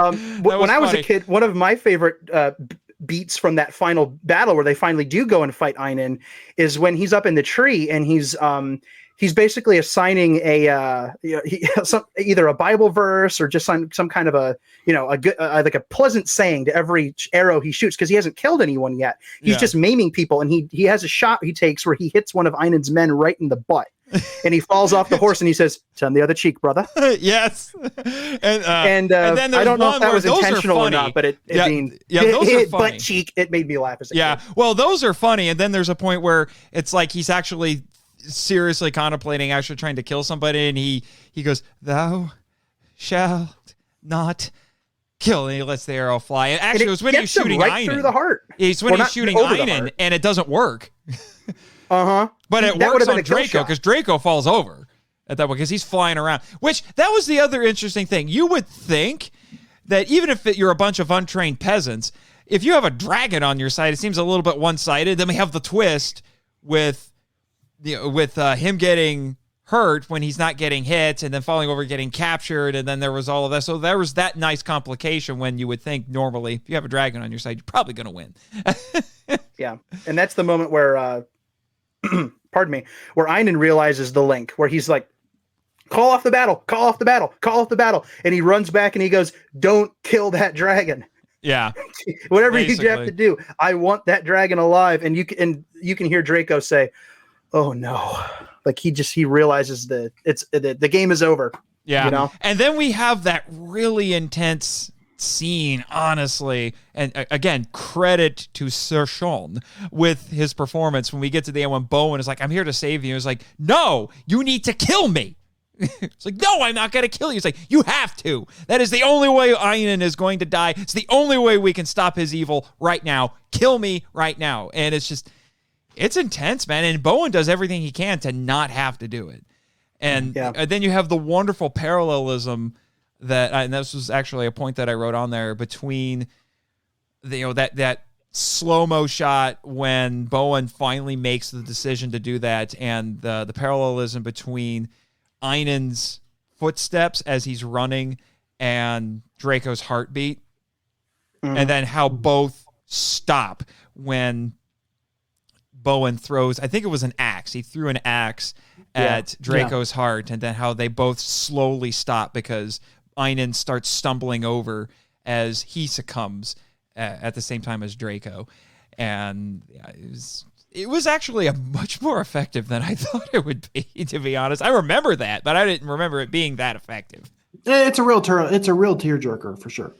Yeah, because And then we get into this, and this again, some wonderful mythology that we get in this. The whole Draco's whole motivation for doing what he did was very spiritual, because he said dragons believe that when we die, one of two things happens. We either basically go to, I don't know, basically the dragon version of heaven, which is up in the sky in the Draco constellation, which is where Bowen gets his name for him, because Draco was about to tell him his real name. He's like, you can't pronounce it. And yeah, and he's going to tell him, and then he, has, some heartburn at that moment, or whatever. Yeah. And so he says, and then there's that joke where he says, well, in the scholarly tongue, they call that constellation, Draco, which means dragon. And then he's like, so instead of calling me dragon in your tongue, you're going to call me dragon in another tongue. And it's a cute moment, and it's like that's actually nice. The closest thing to kind of a self-aware kind of bathos sort of joke. So it's almost like the screen. It's like the filmmakers are acknowledging that the name Draco, as cool as it sounds, really just means dragon. Yeah, but it works. It's not one of those moments where the character turns towards the camera and goes, "It's dragon. We know it's silly, but just go along with us." Yeah, basically. Wink. Basically. So, but in order to do that, when a dragon dies, they have to earn it. Mm-hmm. They have to prove themselves worthy of that. Otherwise, I think he said their souls just disappear into the ether. They disappear into nothingness. Yes. So he was desperately trying to do something that would make him worthy of that. And he thought that by giving half of his heart to Einan, that would happen. And then Einan, as I said, became twice the tyrant his father was, and it just all fell apart. And then, so he was fearing for his very immortal soul this entire time. And then we get the moment where Draco dies, Einan's evil is extinguished, and his soul rises up into the constellation, and they're playing that theme song again, and everything comes to fruition at that moment. And you get that great line at the end. It's like, Draco, where will we look to when you're gone? And then Draco just says, the stars. Look to the stars. Mm-hmm. Yeah, it's surprisingly effective, I have to say. It's very good. Oh, the old code. Yes, I had to bring it in here. May I? Yes, go for it. Because this is good. I did used to have this memorized. That's how much I love this film as a kid. I gotta confess, I think I might honestly print this out. If I could find like a real product poster for it, I would probably buy it. But I might actually print this out and put it up in my office. Oh, I would too. Let's see here. A knight is sworn to valor. His heart knows only virtue, his blade defends the helpless. His might upholds the weak, his word speaks only truth, and his wrath undoes the wicked. Yes. Oh, so good. So good. And again, it might come across as corny, and you know what? Maybe it is, but I still love it. It fits in. It kind of fits in with the whole Arthurian thing, which is that's another weird thing about this film that doesn't stick around too long. But if you pay enough attention to it, it is reliant on Arthurian kind of. And this feels very much like a knight is sworn to valor. That's a very round table-y thing. It feels like it came from that. I can see them. I can see Arthur and his knights surround the table and raise a gauntlet full of grog or beer, whatever they were drinking in those days. A goblet, you mean? Huh? A goblet, you mean? A gauntlet is their gloves. Oh, God. Sorry. Thank you. That was my Jimmy from maybe NASA they filled their moment. gauntlets with grape juice. We don't know. Yes, they could have. Or apple juice. I was drinking apple juice earlier. Right. I love apple juice. I love all kinds of apple juice. But I can see them drinking. I can see them drinking and reciting this code. Yeah. Every time they meet. Believe it or not, well, everything has a wiki now, but there's a Dragonheart wiki, and apparently there is a longer version of this. So, okay. I don't remember. Well, here, I'll look it up really quick. I forget where it's from, but apparently there's a longer version. I dare them to come up with a better ending than his wrath undoes the wicked. The part that we're reciting is actually the second half. There's a first half. Oh, good. The Wrath Undoes the Wicked is still the ending, and that means that there's goodness in this universe. Yeah. Okay. Let me zoom in a little bit here so it's easier to see. Back up a little bit. So, according to the Dragonheart wiki, it starts by saying the old code was a set of rules followed by knights, which were meant to maintain order in the world. It was followed strictly by Bowen. Here is the full version. I don't know where they get this, but the first verse. No, wait. Excuse me. Actually, there are several stanzas of the old code that are not in the movie. So here's the parts. So obviously, it said the better known version is much shorter, consisting. Yeah, and it lists that. But here's the longer version. I don't know where this is from, but I guess maybe it was written down, but they never put it in the movie.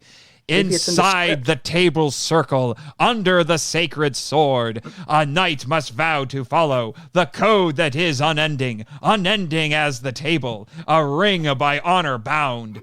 A knight is sworn to valor. His heart knows only virtue. His blade defends the helpless. Okay, so it's the middle stanza. His might upholds the weak. His word speaks only truth. His wrath undoes the wicked. And then here's the final stanza.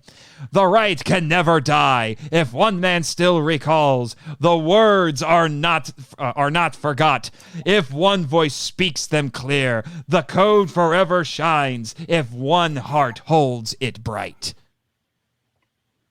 Wow. Brilliant. I wonder if that was because I remember seeing it somewhere. Maybe I'm crazy that there was a novelization of this film out there. was.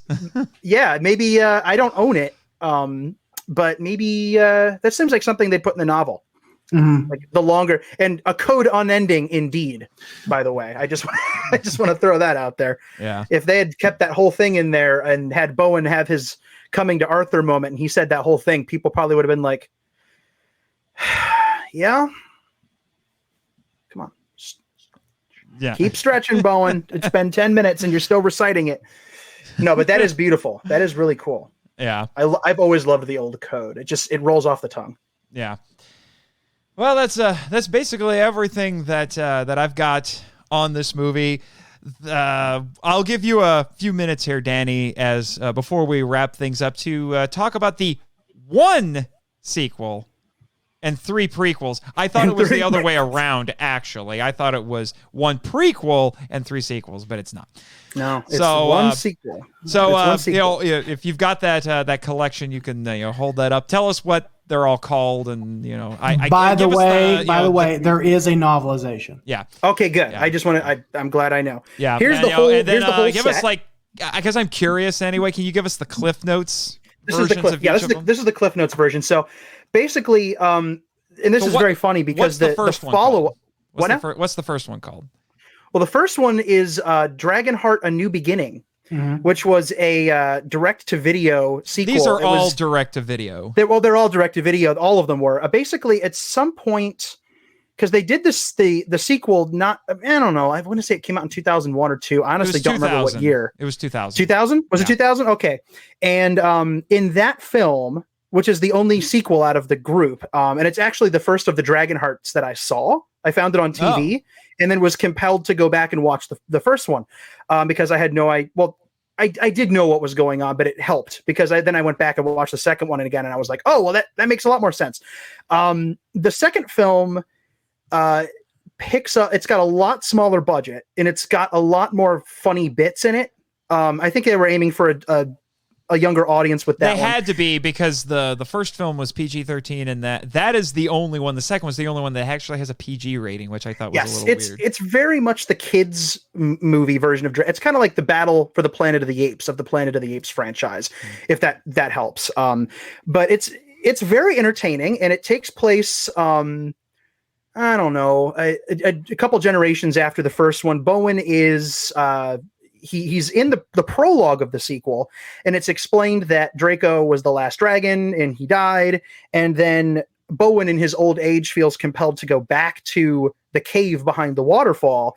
And in there he discovers an egg, a dragon egg. Of course he does. So Of course he does, right? And it's never implied, but it was always my kind of fan theory that in the very first Dragonheart, Draco makes mention of the dragon that Bowen kills at the beginning of the movie. She and I were the last. Yeah, it's the closest thing you would get to another dragon in this, unlike the toy line. But it's just a shadow on the ground as it flies over. Yeah, and Draco seems pretty upset. He says, "Must have been a proud kill. How much did her hide get you? She and I were the last." Which means the last 2 dragons were male and female. So it would make sense that this was their egg and that Draco was protecting it. But upon his death, or right before Bowen's death, he goes back and he gets this. He finds this egg and he goes, "Oh my God, there's another dragon." And he takes the egg and entrusts it to the monastery that Brother Gilbert establishes right before he dies. And then it jumps ahead about, 20 some odd years. And it follows basically the story follows this 20-something peasant boy, the stable boy, who wants desperately to become a brave knight like those of Arthur's time. Mm-hmm. And shenanigans ensue, during which he discovers Drake, the son of Draco. Drake, spelled D-R- we go from Draco to D-R-A-K-E. Drake, of course. Yeah, Drake, voiced by Robbie Benson, and which is pretty awesome. And it's a fun little it's a boy and his dragon movie. Where they have an adventure and he teaches him how to fly. He doesn't know how to breathe fire for most of the movie. And basically what happens is that most of the plot involves a conniving man within the king's court who is poisoning the king slowly to make him look like he's losing his mind because he wants to take over. And basically, he's up to no good. He takes the Joff, the peasant boy, under his wing and tries to teach him how to be a knight. And unfortunately, that involves killing dragons. So he has to make a choice. And the most interesting part of the film is that 2 visitors from China come into the mix. And they are part of a lineage that used to be in cahoots with the dragons in their own country. And ultimately, spoiler alert, it's revealed that the bad guy who's trying to get Drake to share his heart with him by all means necessary and take over the kingdom is another dragon. He is an Eastern dragon in disguise, and he is incomplete and needs a dragon heart in order to assume his dragon form again. And then he and Drake have a fight. Drake kills him, and then Drake shares his half of his heart with Joff, who's injured in battle, and they get to be bonded. And it brings up, Okay, it's two things from your description. Well, 3 things. One, that actually sounds way more interesting than I would have thought it would have been, and it's fun. It's a really fun movie. And 2, it also sounds a heck of a lot more complicated than I would have expected it to be. I'm overcomplicating it based. And then 3, I wouldn't mind actually seeing it now. I mean, the DVD you held up has it on the disc, right? No, this is that's just the neural. Okay, because there's a release out there that has both of them on it, but yeah, so that movie came out in 2000, and then it was like, where do you go from there? So it's they could have had adventures with Stable Boy Wonder and his dragon, but they didn't. But eventually, I guess they decided that the one thing missing from the Dragonheart franchise was turning it into Tremors.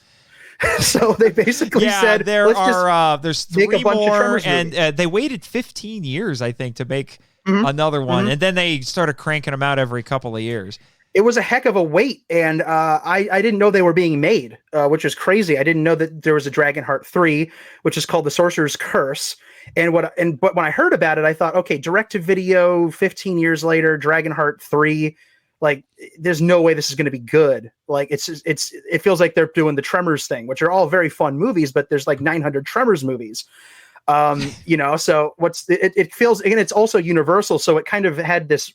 It kind of reeked of Land Before Time syndrome. Oh, good Lord. Don't get me started on that. Which again, I watched all those movies as a kid, and I love them all to death, but there's definitely a thing there. And I thought, I don't know.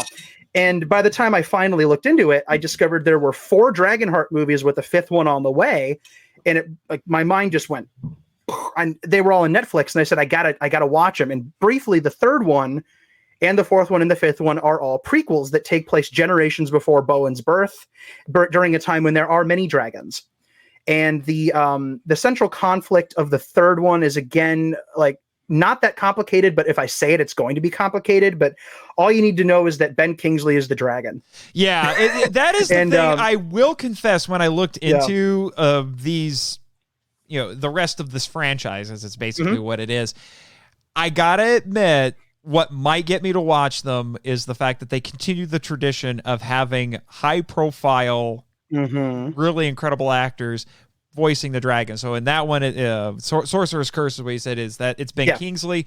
I think the fifth, I can't remember if it's the fourth or the fifth one is Patrick Stewart. And I'm like, okay, you had me at Patrick Stewart. You had me at, you got my interest at Patrick, but you kept me at Stewart. Yeah, basically. They're actually really good. I was pleasantly surprised, honestly, just on a purely objective level. I think at least 3 is better made than 2 is.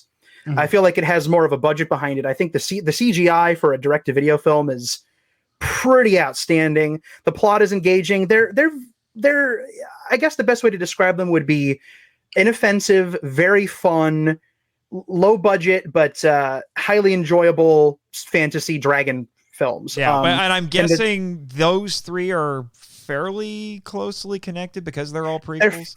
They're fairly closely connected. 1 and 2, like so. They're almost like a little trilogy in the 5. 3 and 4 are, and the fourth one's called Battle for the Heartstone.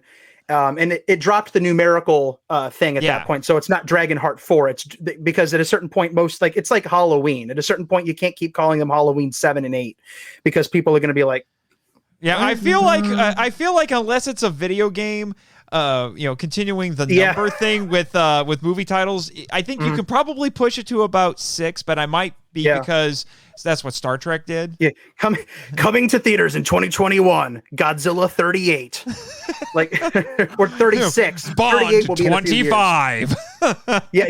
Call him 25. Yeah, something like that. It's ridiculous, but yeah, they're very, very fun. And then the fifth one is called Vengeance. And it was actually that was 2019, I think. So yeah, it's very recent. It came out right before the pandemic got really bad, and that was also the same time they put out this set, which has all 5 of the movies in it. The dragon on the front here is from Vengeance, the fifth film, which is a female dragon, shaking it up a bit. Oh, very progressive. Indeed. And that one's really good too. They're actually surprisingly good. Again, you can tell that they're low budget and they were probably shot on cheap to put up or maybe even pre-existing sets. There's no big names outside of dragon voices in these movies. And again, the third one is a prequel, and it makes reference to the old code, and part of it doesn't even really feel like a Dragonheart movie for the first bit, but there's a certain point in the film where one of the characters gets injured. The main character gets injured, and the dragon walks up to him and lifts his fingers up to his chest to do the cut to take out the heart. Yeah. And the theme starts to creep in, and I went, it's a Dragonheart movie. Yeah, I got very happy. That's the thing. In order to really make it a Dragonheart movie, you got to use that great concept. It's one of those things where it's the law of diminishing returns at that point, which would be kind of the problem with this, is that that concept, the more you do it, the less potent it becomes. Yeah. The interesting thing about the dragon that's in, because it's the same dragon in movies 3 and 4, and his name is Drago. Yeah, Drago. Okay, and just to show how my nerd card a little bit here, you say Drago to me, and I think of Superhuman Samurai Cyber Squad. But in that case, it was a fire-breathing robot T-Rex. But I think of Baby Don Don intensified. Except they didn't use that theme in that. Oh, show. They did. They did not use that. I always think of Rocky IV, but I must break you, Drago. Oh man, but yeah, he's voiced by Ben Kingsley in the third one, and then Patrick Stewart in the fourth one. Same dragon, different voice actor. I guess Ben Kingsley was probably busy shooting 8,000 movies that second. Like Iron Man 3. He was either doing Iron Man 3 or Night at the Museum 3, and they couldn't get him. And I'm making this up. That's probably not true. But Patrick Stewart was like, well, all I've got going on is that stupid emoji movie. So I got. Sure, I'll do your dragon movie. That's not a good Patrick, but I can't do only Patrick can do a good Patrick. Yeah, only Patrick. He's not here right now. You're stuck with me. Yeah. They're fun. They're fun. They're surprisingly well made. Who is it in movie 5 with the lady dragon? You know what? Now you caught me. I'm gonna have to look at the back of the box. I was gonna say, we're talking about these high profile actors doing these. That's a Dragonheart tradition. Oh, okay, that's right. I was right. I should have just gone with my instinct. It was the Helena Bonham Carter. Ooh, I do remember. Really good. And for a second, I almost wanted to say Rachel Weisz. But that was she did the dragon in the Aragon movie. Oh, which I never saw. Yeah, so. sorry.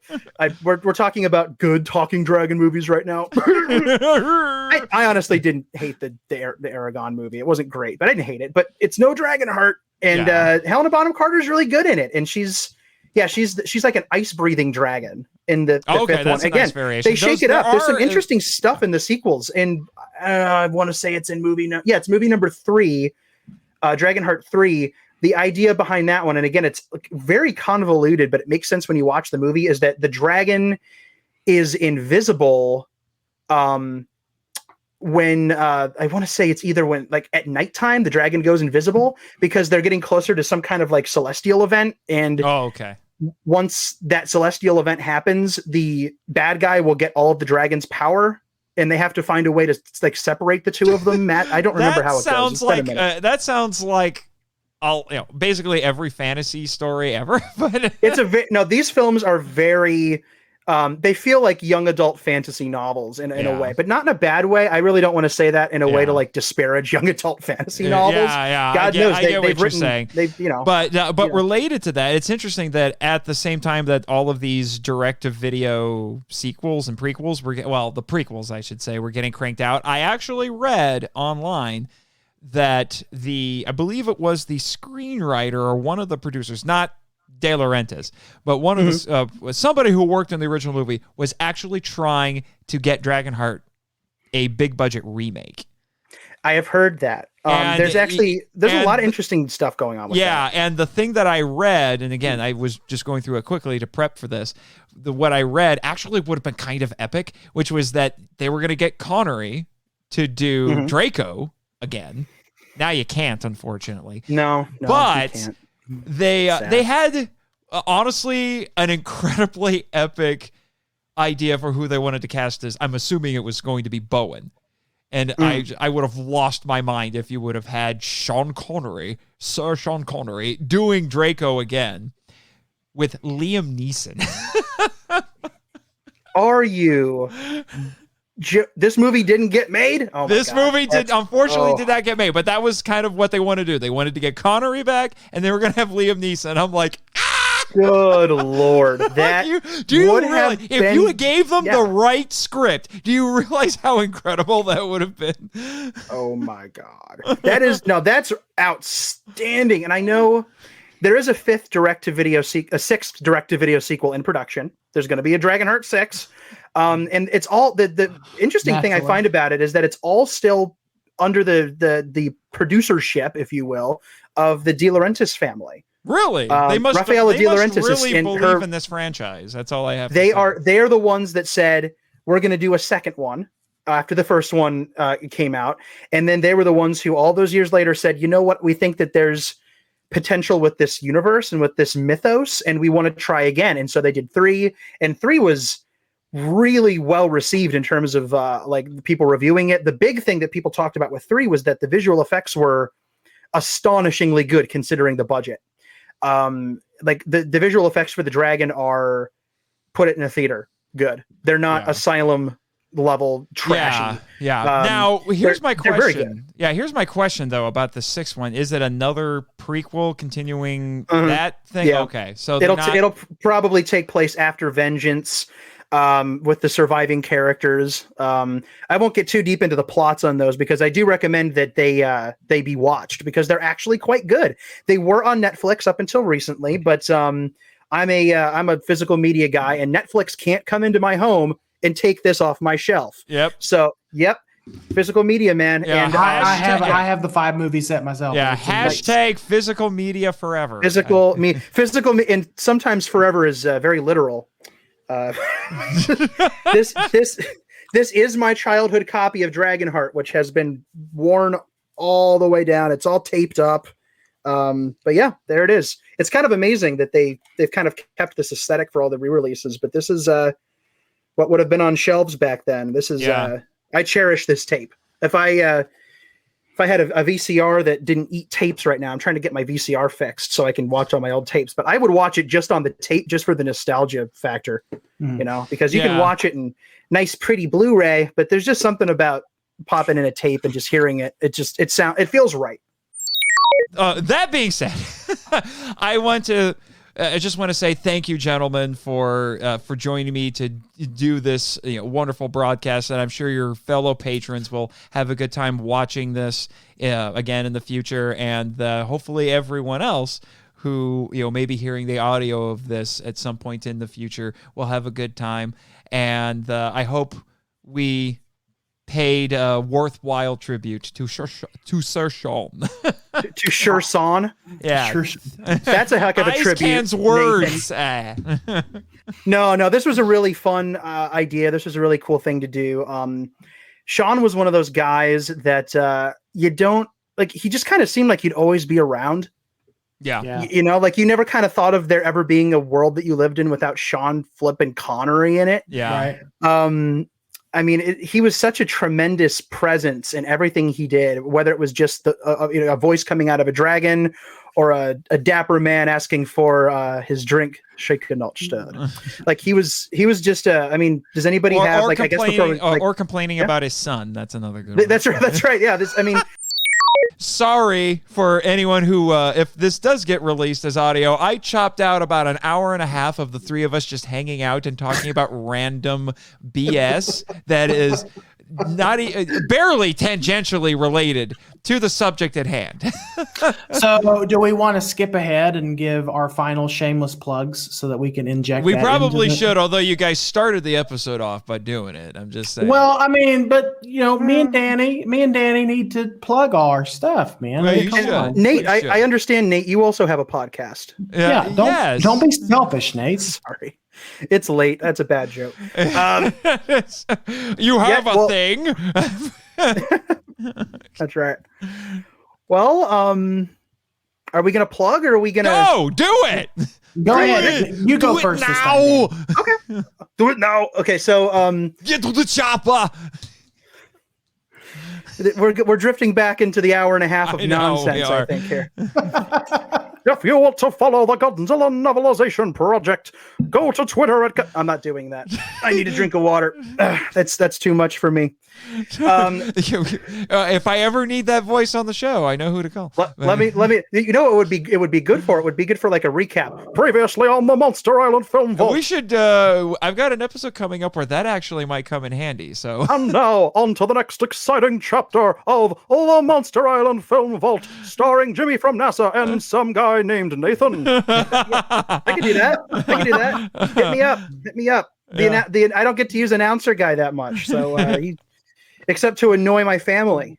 So if my family is watching this, I'm not revealing anything about it. But no, don't tell anyone. Definitely, hey, Mom, no, not to you, not to you, to everybody else who might be listening to this or watching it. I know that there may be a place for that voice. I'm just saying.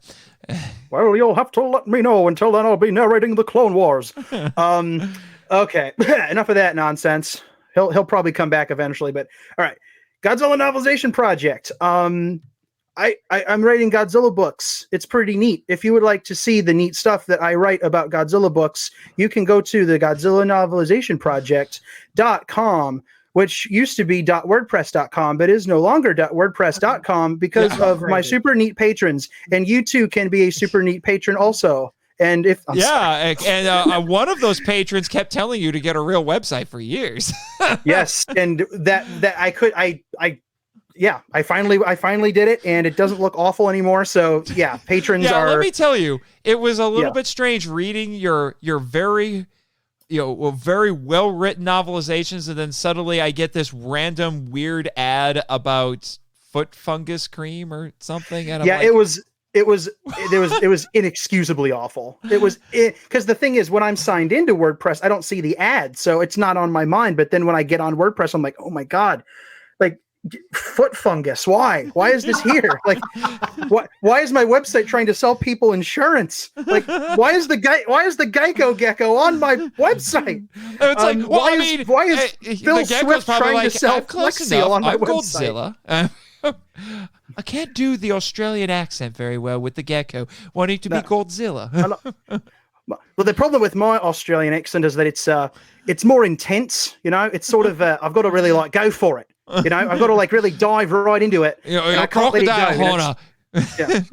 It's got to be like really intense. G'day, Cobber. Welcome to the Godzilla Novelization Project. Go to GodzillaNovelizationProject.com if you want to read me super neat, super awesome, fair dinkum novelizations. Crikey, mate, I can't be doing that. Including the novelization of the unmade Godzilla 2, which was in Australia. Dude, I would love to do that. If I'm in it long enough, I'd love to do full novelizations of the lost scripts. But all right, long story short, we got to end this. Yeah. If you're a Godzilla fan and you want to hang out with read some cool stuff and maybe experience the films in a way you haven't before via prose, check out what I do. I have a website full of books and full of short stories, and full of cool in-depth Godzilla timelines. Follow me at Danzilla93_GNP at Twitter. If you'd want to hit me up on there, I do all kinds of fun, weird, nonsensical stuff on there. And I also have a Facebook page and an email address. If you want to contact me, tell me I'm, ruining your childhood, or tell me I'm super neat. There's a contact page on the website. If you want to be a patron, I have a Patreon account. And also, I have to plug this before I stop. If you like free stuff, I was going to say you need to bring this up. As of right now, at the airing, recording of this episode, I have a giveaway contest that's ending in 1 week on June 4th, and it's the first time I've ever done this. And basically, I've got a pile of super cool stuff. It's literally right over here. I've got stuff like the Godzilla versus Kong 10-inch Kong Funko Pop. I have the Mecha Godzilla Funko Pop. I've got keychains. I've got an Ultraman Blu-ray, some Ultraman comics, one of the Playmates toys, stuff like that. And all you have to do to enter into the raffle is leave a review for the GNP. You can review one of the books. If you have a particular favorite, you can review the whole project. You can review one of the timelines. It can be a star rating. It can be one word. I don't care. If you leave the review, I will put you in the raffle, and you might win one of those super cool things. You can write me a review on the website itself. You can email me a review. You can leave it on Twitter. If you tweet it at me, that's what Nate did. Thank you again, Nathan. Yeah, because WordPress is being ridiculous. I'm hoping to get a Discus thing set up, so leaving comments on the website will be easier. And also, you can email them to me. You can leave them on Facebook. And again, that's 1 week from now. So if you like free Godzilla things, then if you're like me, and I know I am, you like free stuff, and you might want free cool Godzilla things. I mean, those Funko Pops are hard to find, and I found a couple of extra ones. And if you'd like them, or comics, I have the first 3 issues of the Trials of Ultraman. I gotta confess, I'm secretly hoping I win that Funko Mecha Godzilla. So. The Funko Mecha Godzilla. Well, we'll see, man. We'll see. You mean which one? Which version though? The standard one. Yeah, the one I have, or the other one I have? The one you have. Shut up. Do your plugs. That My narrows laptop it down. wants It's the die. standard one that doesn't have the glow in the dark. Okay. Yeah, just hurry up and do your plugs, Michael, because my laptop wants to die. So I'm done. All right, fine. I'm Michael Hamilton. You can find me online at Kaiju Groupie Pod on Twitter. I'm at the Kaiju Groupie on Instagram. I run a pretty cool podcast.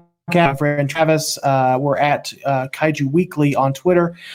We publish episodes every Wednesday, so go subscribe. Find us on Spotify, Spotify, Apple Podcasts, Stitcher, Google Podcasts, Amazon Podcasts, and one random one that I can't remember the name of.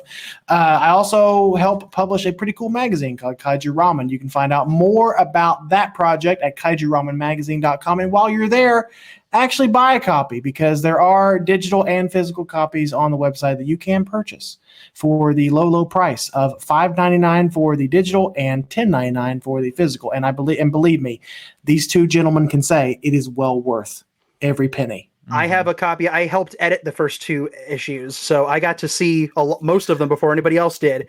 And dude, this second issue is out of control. It's so good. Yes, it's so good. And you mentioned before there are not a lot of issue 2 physical copies left. So anybody out there, if you want them, get them now. I did. Get them now. If you're Elijah, you buy multiples, and then that's right.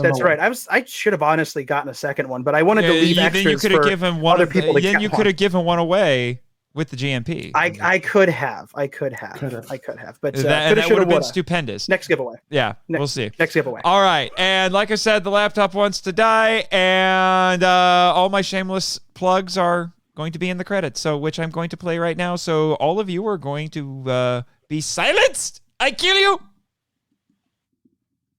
Bye, everybody. Thank you for listening to the Monster Island Film Vault, a podcast produced and hosted by Nate Marchand.